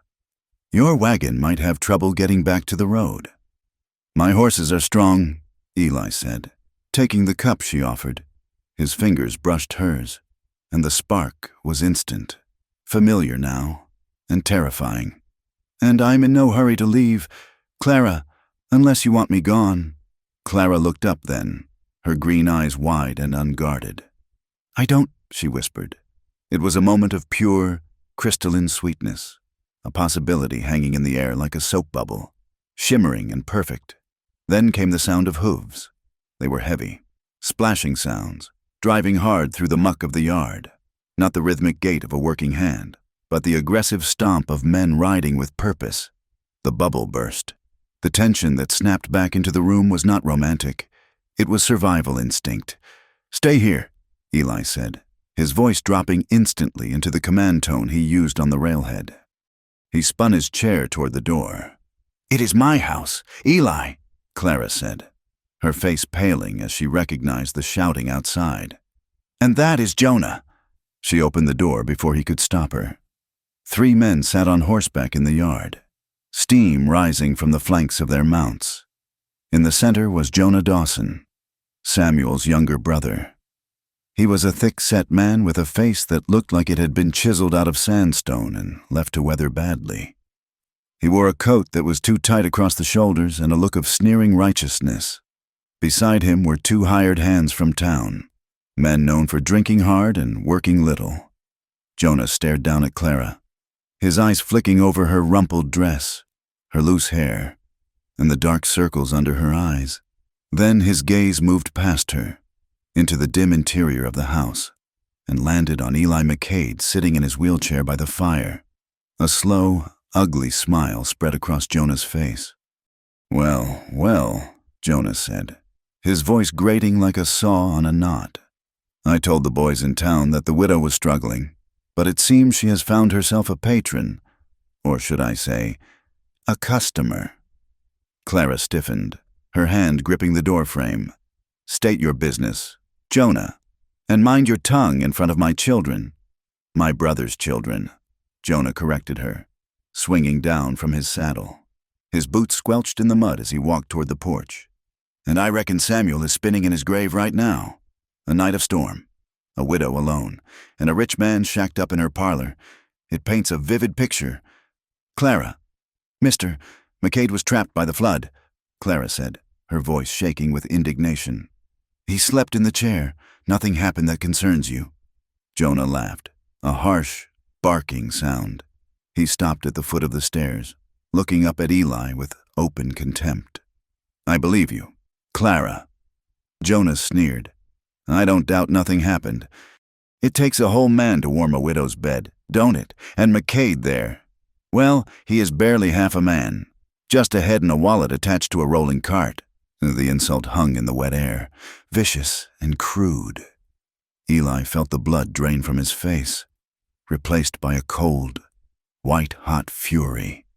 His hands gripped the rims of his wheels until the iron bit into his palms. He wanted to stand. God, he wanted to stand. He wanted to walk down those stairs and drive his fist into Jonah's teeth. The impotence of his body screamed at him, a physical cage that kept him from defending the woman standing beside him. But Eli McCade had not built an empire by letting his temper rule his strategy. He rolled his chair forward, crossing the threshold onto the porch. He sat tall, his shoulders broad, his eyes dark and flat as obsidian. "You are trespassing, Dawson," Eli said. His voice was not loud, but it carried a weight that made the horses flatten their ears. "And you are insulting a lady. If you say one more word that isn't an apology, I will have the sheriff arrest you for slander before the sun sets." Jonah sneered, but he took half a step back. "You don't own the law out here, McCade. Money can't buy everything. It can't buy you legs. And it can't buy this woman a reputation once I am done telling the town what I found here this morning." "What do you want, Jonah?" Clara demanded, stepping between the men. "You didn't ride all this way just to spit poison." Jonah reached into his coat pocket and pulled out a folded paper. He tapped it against his palm. "I have been talking to Thaddeus Thorne," Jonah said, the smugness returning. "The bank is calling your note. Clara, but that ain't all. Thorne and we have concerns. Grave concerns about the welfare of Samuel's children, a failing ranch, no father figure, and a mother who entertains cripples for cash. It ain't a fit environment." Clara felt the ground sway beneath her. "What are you saying?" "I'm saying I am filing for custody," Jonah said, his voice dripping with false concern. "I am Samuel's blood. I have a wife, a steady home. The judge will see that Thomas and Sarah belong with kin who can raise them right, not with a woman who is about to be homeless." "You wouldn't," Clara whispered. "You hated Samuel. You never looked twice at those children." "I want what is best for the family," Jonah said. "And the land. Well, the land stays in the family too. Thorne agrees. Once you are declared unfit, the deed reverts to the next male heir to manage. That is me." It was a trap, a carefully constructed, legal trap. They didn't just want the land. They were using her children as the leverage to pry it from her fingers. "Get off my property!" Clara screamed, her controls snapping. She lunged forward, but Jonah just laughed. "Careful, Clara. Violence won't help your case." "I said get out." "We are leaving," Jonah said, mounting his horse again. He looked at Eli. "You might be rich, McCade, but out here, a man stands on his own 2 feet. You are just a broken toy playing cowboy. Don't think you can stop this." Eli rolled his chair to the very edge of the porch drop-off. The sunlight glinted off the polished spokes. "Listen to me closely. Jonah," Eli said. His voice was terrifyingly calm. You think you are dealing with a widow you can bully. You are wrong. You are dealing with me. If you file those papers, I will bury you. I will bury you under so many injunctions and lawsuits that your grandchildren will be born in debt. I will buy the mortgage on your house. Jonah, I will buy the feed store where you buy your grain. I will buy the very saddle you are sitting on." Eli leaned forward, his eyes burning. "And if you ever come near this ranch or these children again, I won't send a lawyer. I will send men who don't care about the law. Men who will break you in ways that don't heal. Do you understand me?" Jonah paled. The bravado flickered. He looked at the two men beside him, but they were looking at the ground, uneasy under the weight of McCade's threat. Everyone knew Eli McCade didn't make idle threats. "This ain't over," Jonah muttered, jerking his reins. "Come on, boys." He spurred his horse, spinning it around in the mud. The three men rode off, galloping hard toward the road, fleeing the intensity of the man in the chair. Silence crashed back down on the ranch. Clara stood frozen on the porch, staring at the empty horizon. Her hands were shaking uncontrollably. The adrenaline that had fueled her anger drained away, leaving behind a cold, paralyzing terror. "He wants the children," she whispered.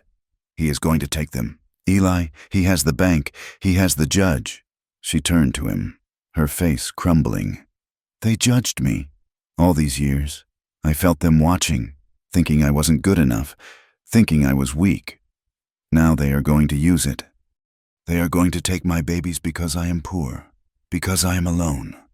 She sank to her knees on the muddy boards, burying her face in her hands. The sound of her sobbing was jagged and raw.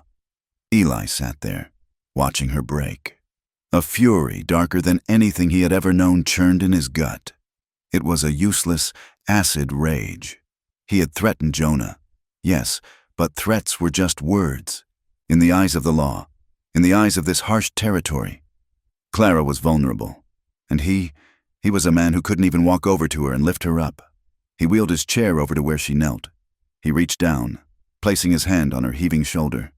"Clara," he said. "Clara, look at me." She looked up, her eyes red, her face streaked with tears. "You can't stop them. Eli, Thorne owns the judge. Jonah is family. They will say I am immoral. They will say nothing." Eli cut her off. "Because we are going to change the argument." "How?" she choked out. "Marry me." The words landed between them like stones. Clara stopped crying. She stared at him, blinking. Sure she had misheard. "What? Marry me," Eli repeated, his voice steady, logical, driven by the desperate need to shield her. "If you are my wife, Jonah has no claim. You won't be a struggling widow. You will be Mrs. Elijah McCade. My wealth becomes your shield. The bank can't foreclose on us. The judge wouldn't dare question the fitness of a household backed by the McCade name. We will hire the best tutors, the best nannies, whatever the court wants to see. We will provide." Clara pulled back, wiping her face. She looked at him with a mixture of confusion and hurt. You are proposing a business arrangement to save the ranch?" "I am proposing a fortress," Eli said. "I am offering you the only thing I have that can stop them. My name, my protection." Clara stood up slowly, her dress heavy with mud. She looked at this man, this powerful, broken, beautiful man who was offering to upend his entire life to save hers. "And that is all it is?" she asked softly. "A fortress? A legal maneuver?" Eli looked at her.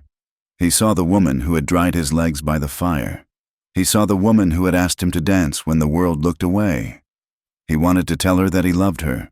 He wanted to tell her that the thought of her leaving tore him apart. But he was afraid. He was afraid that if he made it about love, she would think he was taking advantage of her desperation. He was afraid she would say yes to save her children, but hate him for trapping her. "It is a practical solution," Eli said, his voice tight.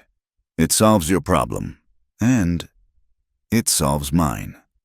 A man in my position needs a wife, a hostess. It would stop the whispers." Clara flinched, The practical words hurt more than she expected. She felt an unbearable pull toward him. She remembered the heat of his hand, the look in his eyes last night. But now he was talking about hostesses and legalities. She remembered Samuel. Samuel had started out practical too. Samuel had promised safety. And then the door had closed, and the safety had become a prison. "I can't," Clara whispered. "Eli, I can't just surrender. I just got my voice back. If I marry you for safety, I am selling myself. I am trading one fear for another." "It wouldn't be like that," Eli said, leaning forward. "Clara, I would never cage you." "You don't know that," she said, backing away. "And I don't know you. Eli, not really. I know the man in the storm. I don't know the husband. I need time. I need to think." Eli felt a sharp pang of rejection, but he nodded. He respected her too much to push. "I will give you time, but Jonah won't wait long. I will have my lawyer draw up an injunction to stall them. It will buy us a few days." He turned his chair toward the ramp. "I will have John bring the wagon around. I should go. People will talk if I stay." He left her standing on the porch, torn between the terror of the future and the terror of her own heart. 3 nights passed. The mud dried into hard, cracked earth. The wind returned, relentless and dry, scouring the plains. Clara slept fitfully, keeping a rifle by the door. She kept the children close, not letting them out of her sight. The threat of Jonah hung over the ranch like a thunderhead. On the 3rd night, the moon was hidden behind thick clouds. The darkness was absolute. A heavy velvet curtain draped over the world. Clara woke to a sound that was not the wind. It was a crackling sound, like dry leaves being crushed, but louder, continuous. Then came the smell, acrid, pungent, smoke. She sat bolt upright. An orange glow was dancing on the bedroom wall, pulsing with a terrifying life. "Fire!" Clara screamed, throwing off the covers. "Thomas! Sarah! Up, now!" She grabbed the children, dragging them from their beds. They stumbled into the main room, coughing. The orange light was pouring through the front windows, bright as day. Clara threw the door open. The night was on fire. The hay barn, the large structure 50 yards from the house, was a torch. Flames licked up the sides, reaching 50 feet into the black sky. Sparks were raining down on the dry grass, pushed by the wind toward the house. "The horses!" Thomas yelled, pulling away from her. "Bess is in there!" "No!" Clara grabbed his arm, jerking him back. "Stay here. Get the buckets. Wet the porch." She ran toward the well, her heart hammering a frantic rhythm against her ribs. This was no accident. The ground was wet from the storm days ago. Hay didn't just catch fire. This was Jonah. This was the threat made manifest. She reached the well, fumbling with the bucket rope. Her hands shook. The heat from the barn was intense, searing her skin even from this distance. Then, through the roar of the fire, she heard the thunder of hooves. A group of riders burst out of the darkness, illuminated by the flames. For a terrifying second, Clara thought it was Jonah returning to finish the job. She reached for the pitchfork leaning against the trough, but the lead wagon wasn't Jonah's. It was a low, wide buckboard, driven at a breakneck pace. "John, get the line on the south wall!" A deep voice roared over the fire.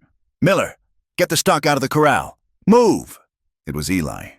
He had kept men camped nearby. He had been watching. The wagon skidded to a halt near the burning barn. Before the wheels stopped turning, Eli's men were leaping off, grabbing shovels and blankets. Eli didn't get down. He couldn't. He sat strapped into the seat of the buckboard, the firelight reflecting wildly in his eyes.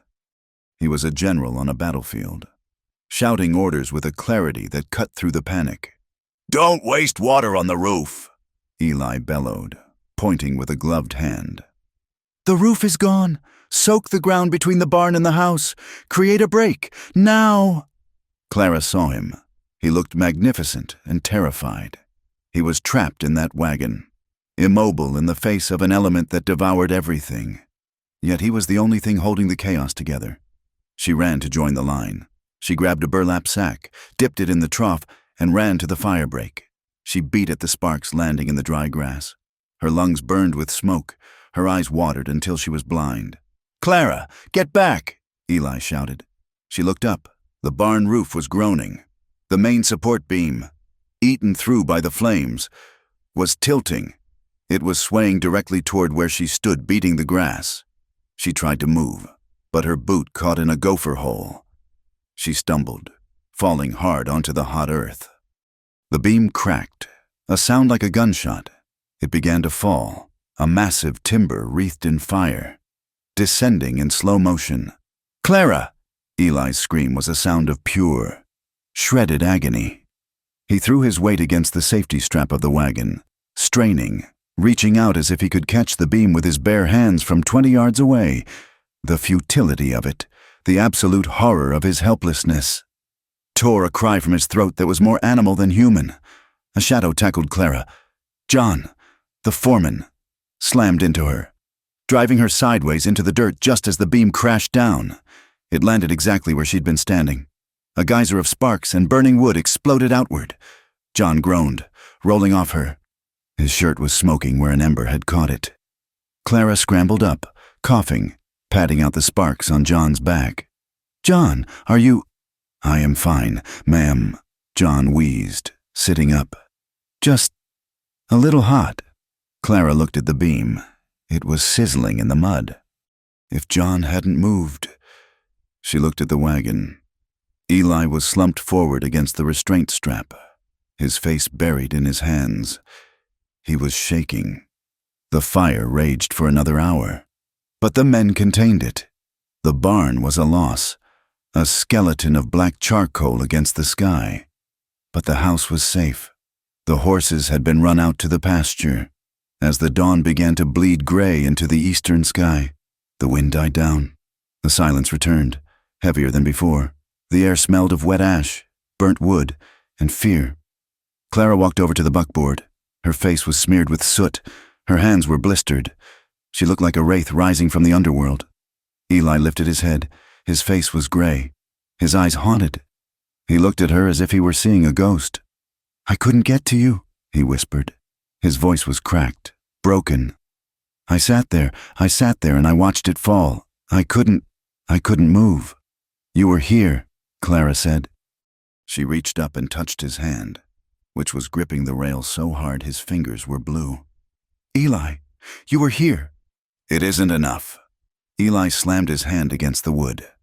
"Don't you understand? I am a rich man. I am a powerful man. But when the fire falls, I am nothing. I can't pull you out of the way. I can't carry you." He looked at the ruins of the barn. "This was Jonah. We both know it. He tried to burn you out. Next time it might be the house. It might be the children." He turned his gaze back to her. It was fierce, desperate, stripped of all the business logic and polite pretense. "I can't do this. Clara, I can't watch you from a distance and hope you survive. It is killing me." Clara looked at the devastation around them. She looked at the blackened timber that had almost killed her. She felt the fragility of her life, the thin line between safety and oblivion. She thought of the nights she had spent alone, listening to the wind, terrified of the silence. She realized she didn't want to be brave anymore. Not alone. "I don't want to be alone," she admitted, her voice trembling. "I am tired. Eli, I am so tired of fighting the world by myself." She climbed up onto the step of the wagon, bringing her face level with his. "You said you would protect us," she said. "I will," Eli vowed. The intensity in his voice vibrated through the wood of the wagon. "If you stay with me, truly with me, Clara, I will spend every breath I have keeping the dark away. I will burn down the whole world before I let anyone touch you or those children again. But I need to be close. I need you inside the fortress." He reached out, cupping her soot-stained cheek. His thumb brushed away a tear that was cutting a clean track through the grime. "Don't make me leave you here," he whispered. "Please." Clara leaned into his hand. The fear of the cage was still there, somewhere deep, but it was drowned out by a louder, fiercer need. She needed his strength. And looking at his shattered expression, she realized with a jolt that he needed hers just as badly. "Take us home, Eli," she said. He looked at her, searching her eyes for hesitation. He found none. "John!" Eli called out, his voice hoarse but steady. "Hitch the team. We are moving the family to the main house. Now, boss." "Now," Eli said, "before the smoke clears." The smoke from the fire had settled, but the air in Dry Creek remained thick with a tension that no wind could scour away. In the high-ceilinged library of Eli McCade's estate, where Clara and the children had been staying since the blaze, the atmosphere was quiet but charged, like the heavy stillness before a hailstorm. Eli sat behind his massive oak desk, his hands resting on a stack of legal papers. He looked tired. The shadows under his eyes were dark bruises, marks of sleepless nights spent strategizing. "We will do it quietly," Eli said, his voice low and reasoned. "We can bring the judge out here. A private ceremony in the parlor. No one needs to stare.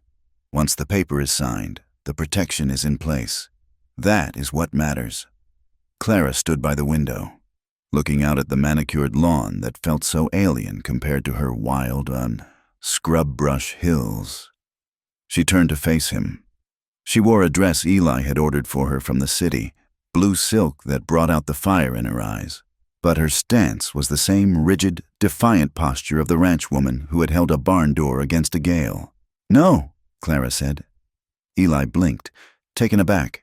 "Clara, be reasonable. A public wedding? It will be a circus. They will come to gawk. They will come to see the cripple buy his bride. I won't put you through that shame." "You mean you won't put yourself through it?" Clara countered gently, walking toward him. She stopped at the desk, resting her hands on the leather surface. "Eli, if we do this in the dark, if we hide in this house, we are telling them that Jonah is right.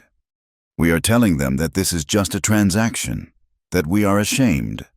"I am not ashamed of you," Eli said fiercely.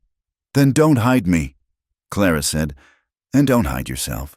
I want to marry you in the open air. I want the town to see us. I want them to see me choose you. Not because I need a bank account, but because I want the man in the chair." Eli looked away, his jaw working. The old fear, the one that lived in his spine, whispered that she was wrong, that people would only see the wheels, not the man. "They will pity us," Eli muttered. "Let them," Clara said. "Pity is for people who are alone.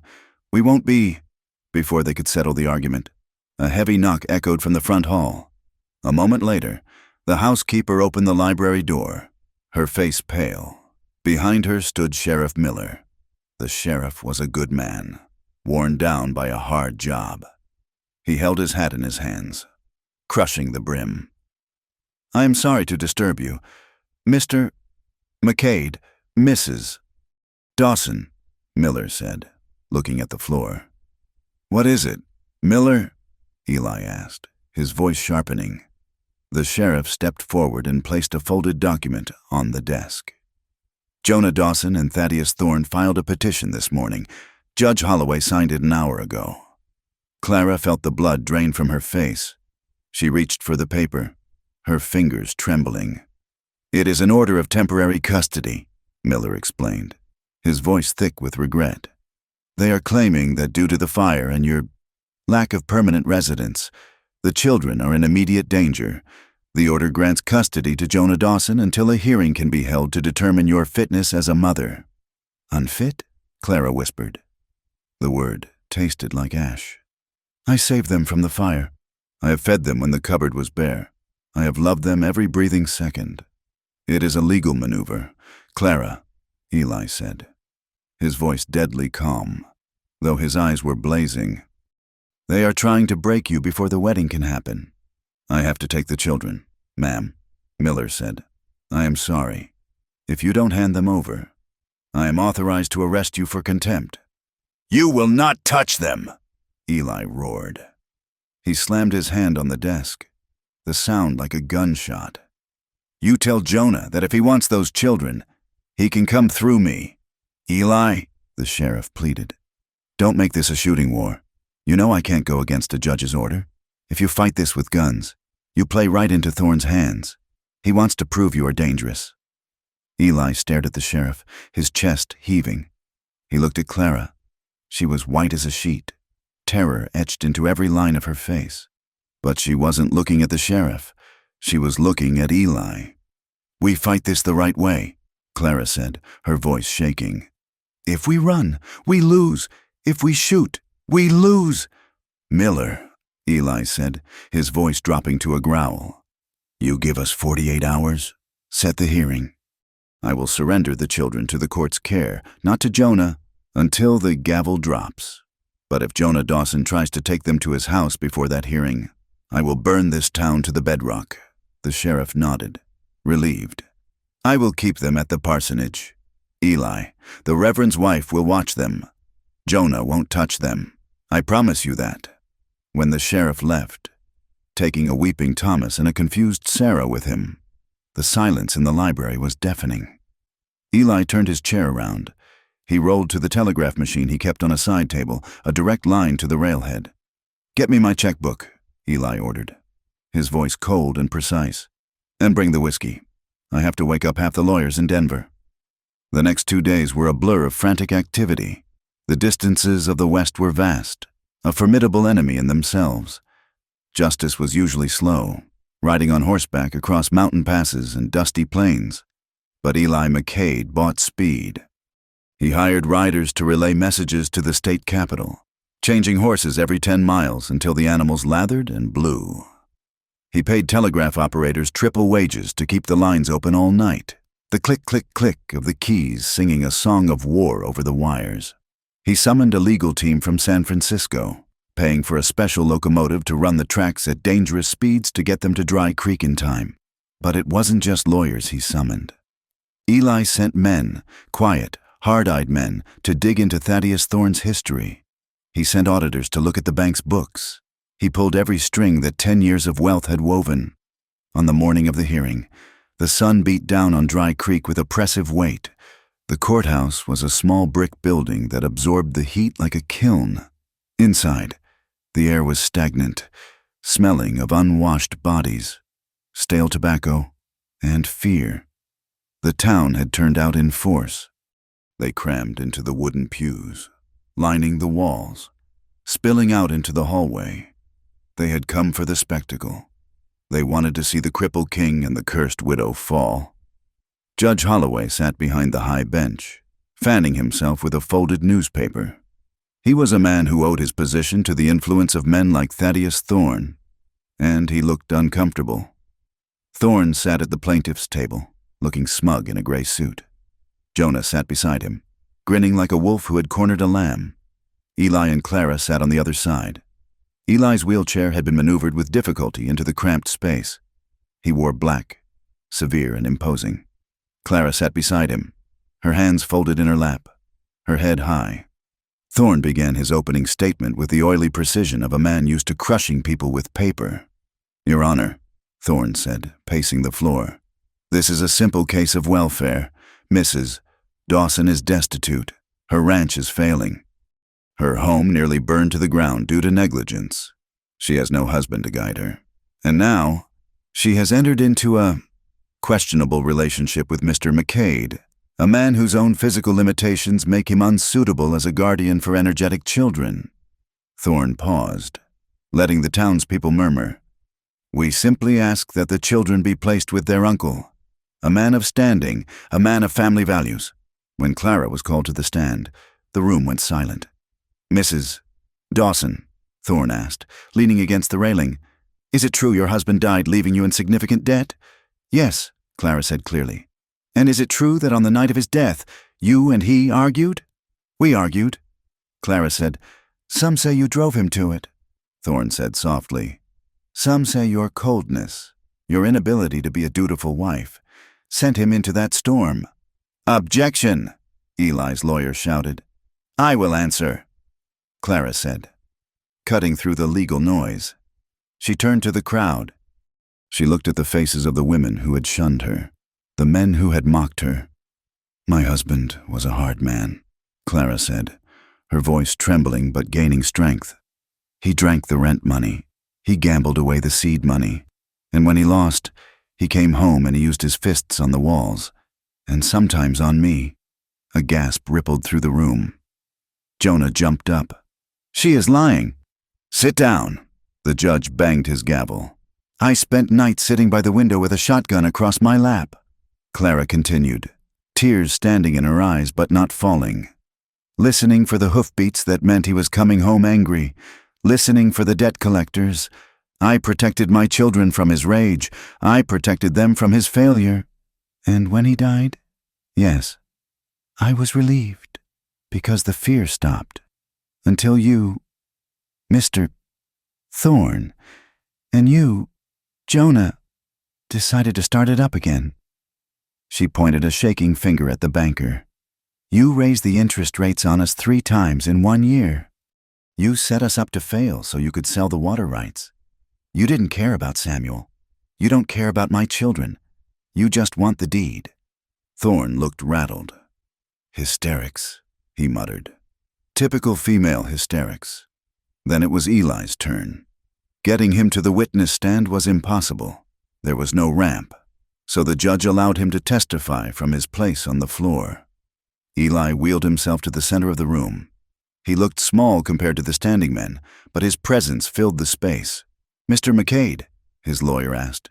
"Mr. Thorne claims you are unfit to be a father figure because of your disability. How do you respond?" Eli looked at his hands. He looked at the scars on his knuckles. "For 3 years, Eli began, his voice rough gravel. "I agreed with him." The room went deadly quiet. "I sat in my house," Eli said. "I looked at these legs that don't work. I looked at the wheels, and I told myself I was dead. I told myself that a man who cannot walk is half a man. I thought I was useless. I thought I was a burden." He looked up, meeting the eyes of the townspeople. "I kept a Colt Navy revolver in my drawer, loaded, and there were nights, many nights, when the only reason I didn't use it was because I couldn't bear the thought of someone else having to clean up the mess." Clara reached out and touched his arm. He covered her hand with his own. "I was a coward," Eli said. "I was rich, and I was powerful, and I was a coward, until she had walked across that barn floor." He looked at Clara with a reverence that made the women in the gallery catch their breath. "Clara Dawson asked me to dance." Eli said, "She didn't see the chair. She didn't see the bank account. She saw me. She saw the man I had forgotten how to be. She has more courage in her little finger than I have in my whole body. She saved my life, Your Honor, not by pulling me from a fire, but by making me want to live through the fire." He turned his gaze to Jonah, cold and hard. "You say I can't raise a child because I can't run? Maybe not, but I can teach a boy to be honest.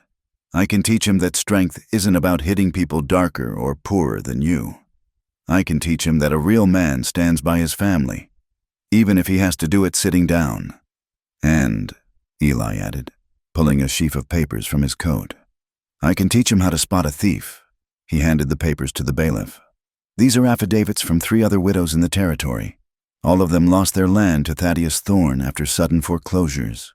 All of them had their loans bought by a shell company owned by Jonah Dawson." Thorne's face turned the color of old paste. Jonah looked like he was looking for a window to crawl out of. "This is fraud, Your Honor."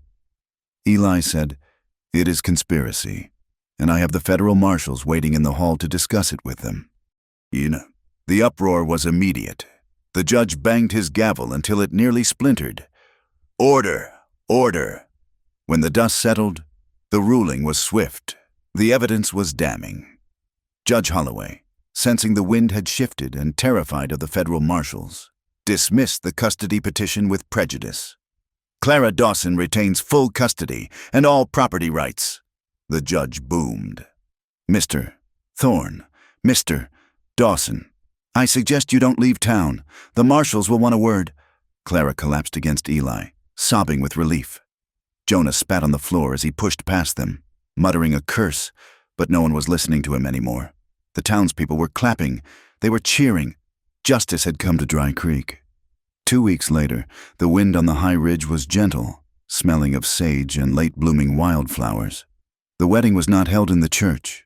It was held on the flat stretch of ground overlooking the valley. right where Eli and Clara had almost kissed that first day. There were no pews, just rows of chairs brought out from the house and bales of hay covered in quilts. The guests were not the elite of the city, though a few had come. They were the ranch hands, the shopkeepers, the people who had seen the truth in that hot courtroom. Clara wore a dress of cream-colored lace, simple and practical, but beautiful. She didn't walk down an aisle. She walked out of her house, Thomas and Sarah holding her hands. Eli waited for her under a trellis made of rough cedar poles. He had polished his boots. He sat tall in his chair, his face shaven, his eyes clear and bright. The vows were short. They didn't need flowery words. They promised to protect. They promised to hold. They promised to weather the storms. When the minister pronounced them man and wife, Eli reached up and pulled Clara down to him. The kiss was not polite. It was fierce. It was a claim. "I love you," Eli whispered against her lips. "I know." Clara smiled. "I know." The reception was a barbecue. A whole steer was roasting over a pit. The fiddle music drifted up into the vast, endless sky. As the sun began to set, painting the clouds in gold and crimson, the music slowed. It was a waltz, the same waltz old Silas had played in the barn. People stopped talking. They watched. Clara walked over to Eli. She didn't have to ask this time. She just smiled. "Dance with me?" she said. Eli laughed, a deep, joyful sound. "I thought you would never ask." This time, they didn't have to struggle alone. John, the foreman, stepped up to the back of the chair. Thomas, looking proud in his new suit, stepped to the other side. "We got you, Eli," John said. They pushed the chair in a wide, smooth circle. Clara walked beside him, her hand in his. Then she stepped closer. She moved between his knees, her skirts brushing his legs. She wrapped her arms around his shoulders, burying her face in his neck. Eli wrapped his powerful arms around her waist, pulling her tight against him. He closed his eyes. He could feel the vibration of the wheels, the bump of the earth. But mostly he felt her. He felt her heartbeat against his chest. They spun in the twilight, a four-wheeled dancer and a two-legged one, creating a new kind of rhythm. Later, when the guests had gone and the children were asleep, Eli and Clara sat on the new porch Eli had built, a porch with a wide, gentle ramp leading down to the yard. The night was cool. The stars were diamond-hard chips of ice in the black sky. Eli had unbuttoned his collar. Clara was sitting on the armrest of his wheelchair, her head on his shoulder. "We did it," she whispered. "We beat them." "We did," Eli said. He ran his hand down her arm, marveling at the strength in her muscles. "But the hard part is just starting. Mrs. McCade, the cattle market is down. The winter is going to be cold." "I am not afraid of the cold," Clara said. "Not anymore." She shifted, turning to face him.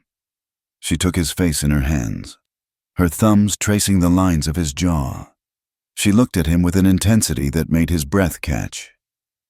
"Eli," she said softly, "take me inside." Eli looked at her. He saw the question in her eyes, not just a request to go indoors, but a question about everything that came after, the physical reality of their marriage, the scars, the limits.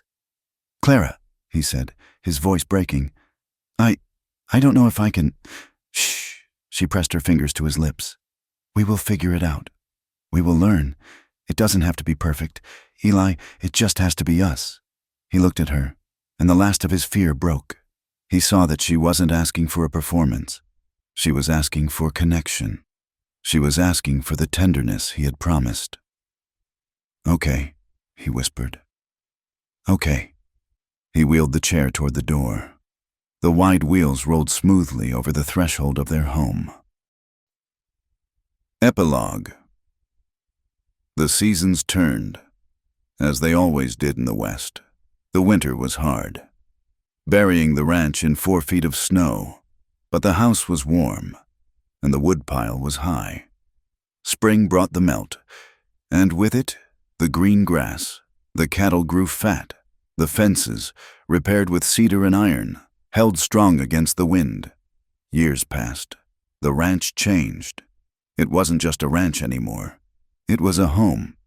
Ramps replaced stairs everywhere. The doors were widened. The well was deepened until it never ran dry. Even in August, travelers passing through the territory often stopped to look at the McCade place. They saw the children running in the yard. Thomas, tall and serious, learning to rope, and Sarah, wild and laughing. And sometimes, in the evening, they would see a man and a woman on the porch. The man sat in a chair of polished wood and iron. The woman sat on the railing beside him, her hand resting on his shoulder. They looked at the land not as an enemy to be fought, but as a partner they had come to understand. They had learned that love in the West wasn't like the flowers in a city garden, delicate and needing shelter. It was like the sagebrush. It was tough. It had deep roots. It could survive the drought and the fire and the wind. It was a love that limped. It was a love that scarred. But it was a love that stood, even when it had to sit down to do it. And every now and then, when the wind was right and the fiddle was playing, the billionaire cowboy and the ranch widow would clear the furniture from the main room, and they would dance. Thank you so much for listening to the story of Eli and Clara. It has been a pleasure to journey with you through the dust, the heartache, and the ultimate triumph of their love in the American West. I would love to know where you are listening from today. Please leave a comment below sharing your location and your thoughts on the story. Did Eli and Clara's journey resonate with you? If you enjoyed this tale, please consider subscribing to From Wild West for more stories of grit, romance, and the frontier spirit. Thank you for your time, and happy trails.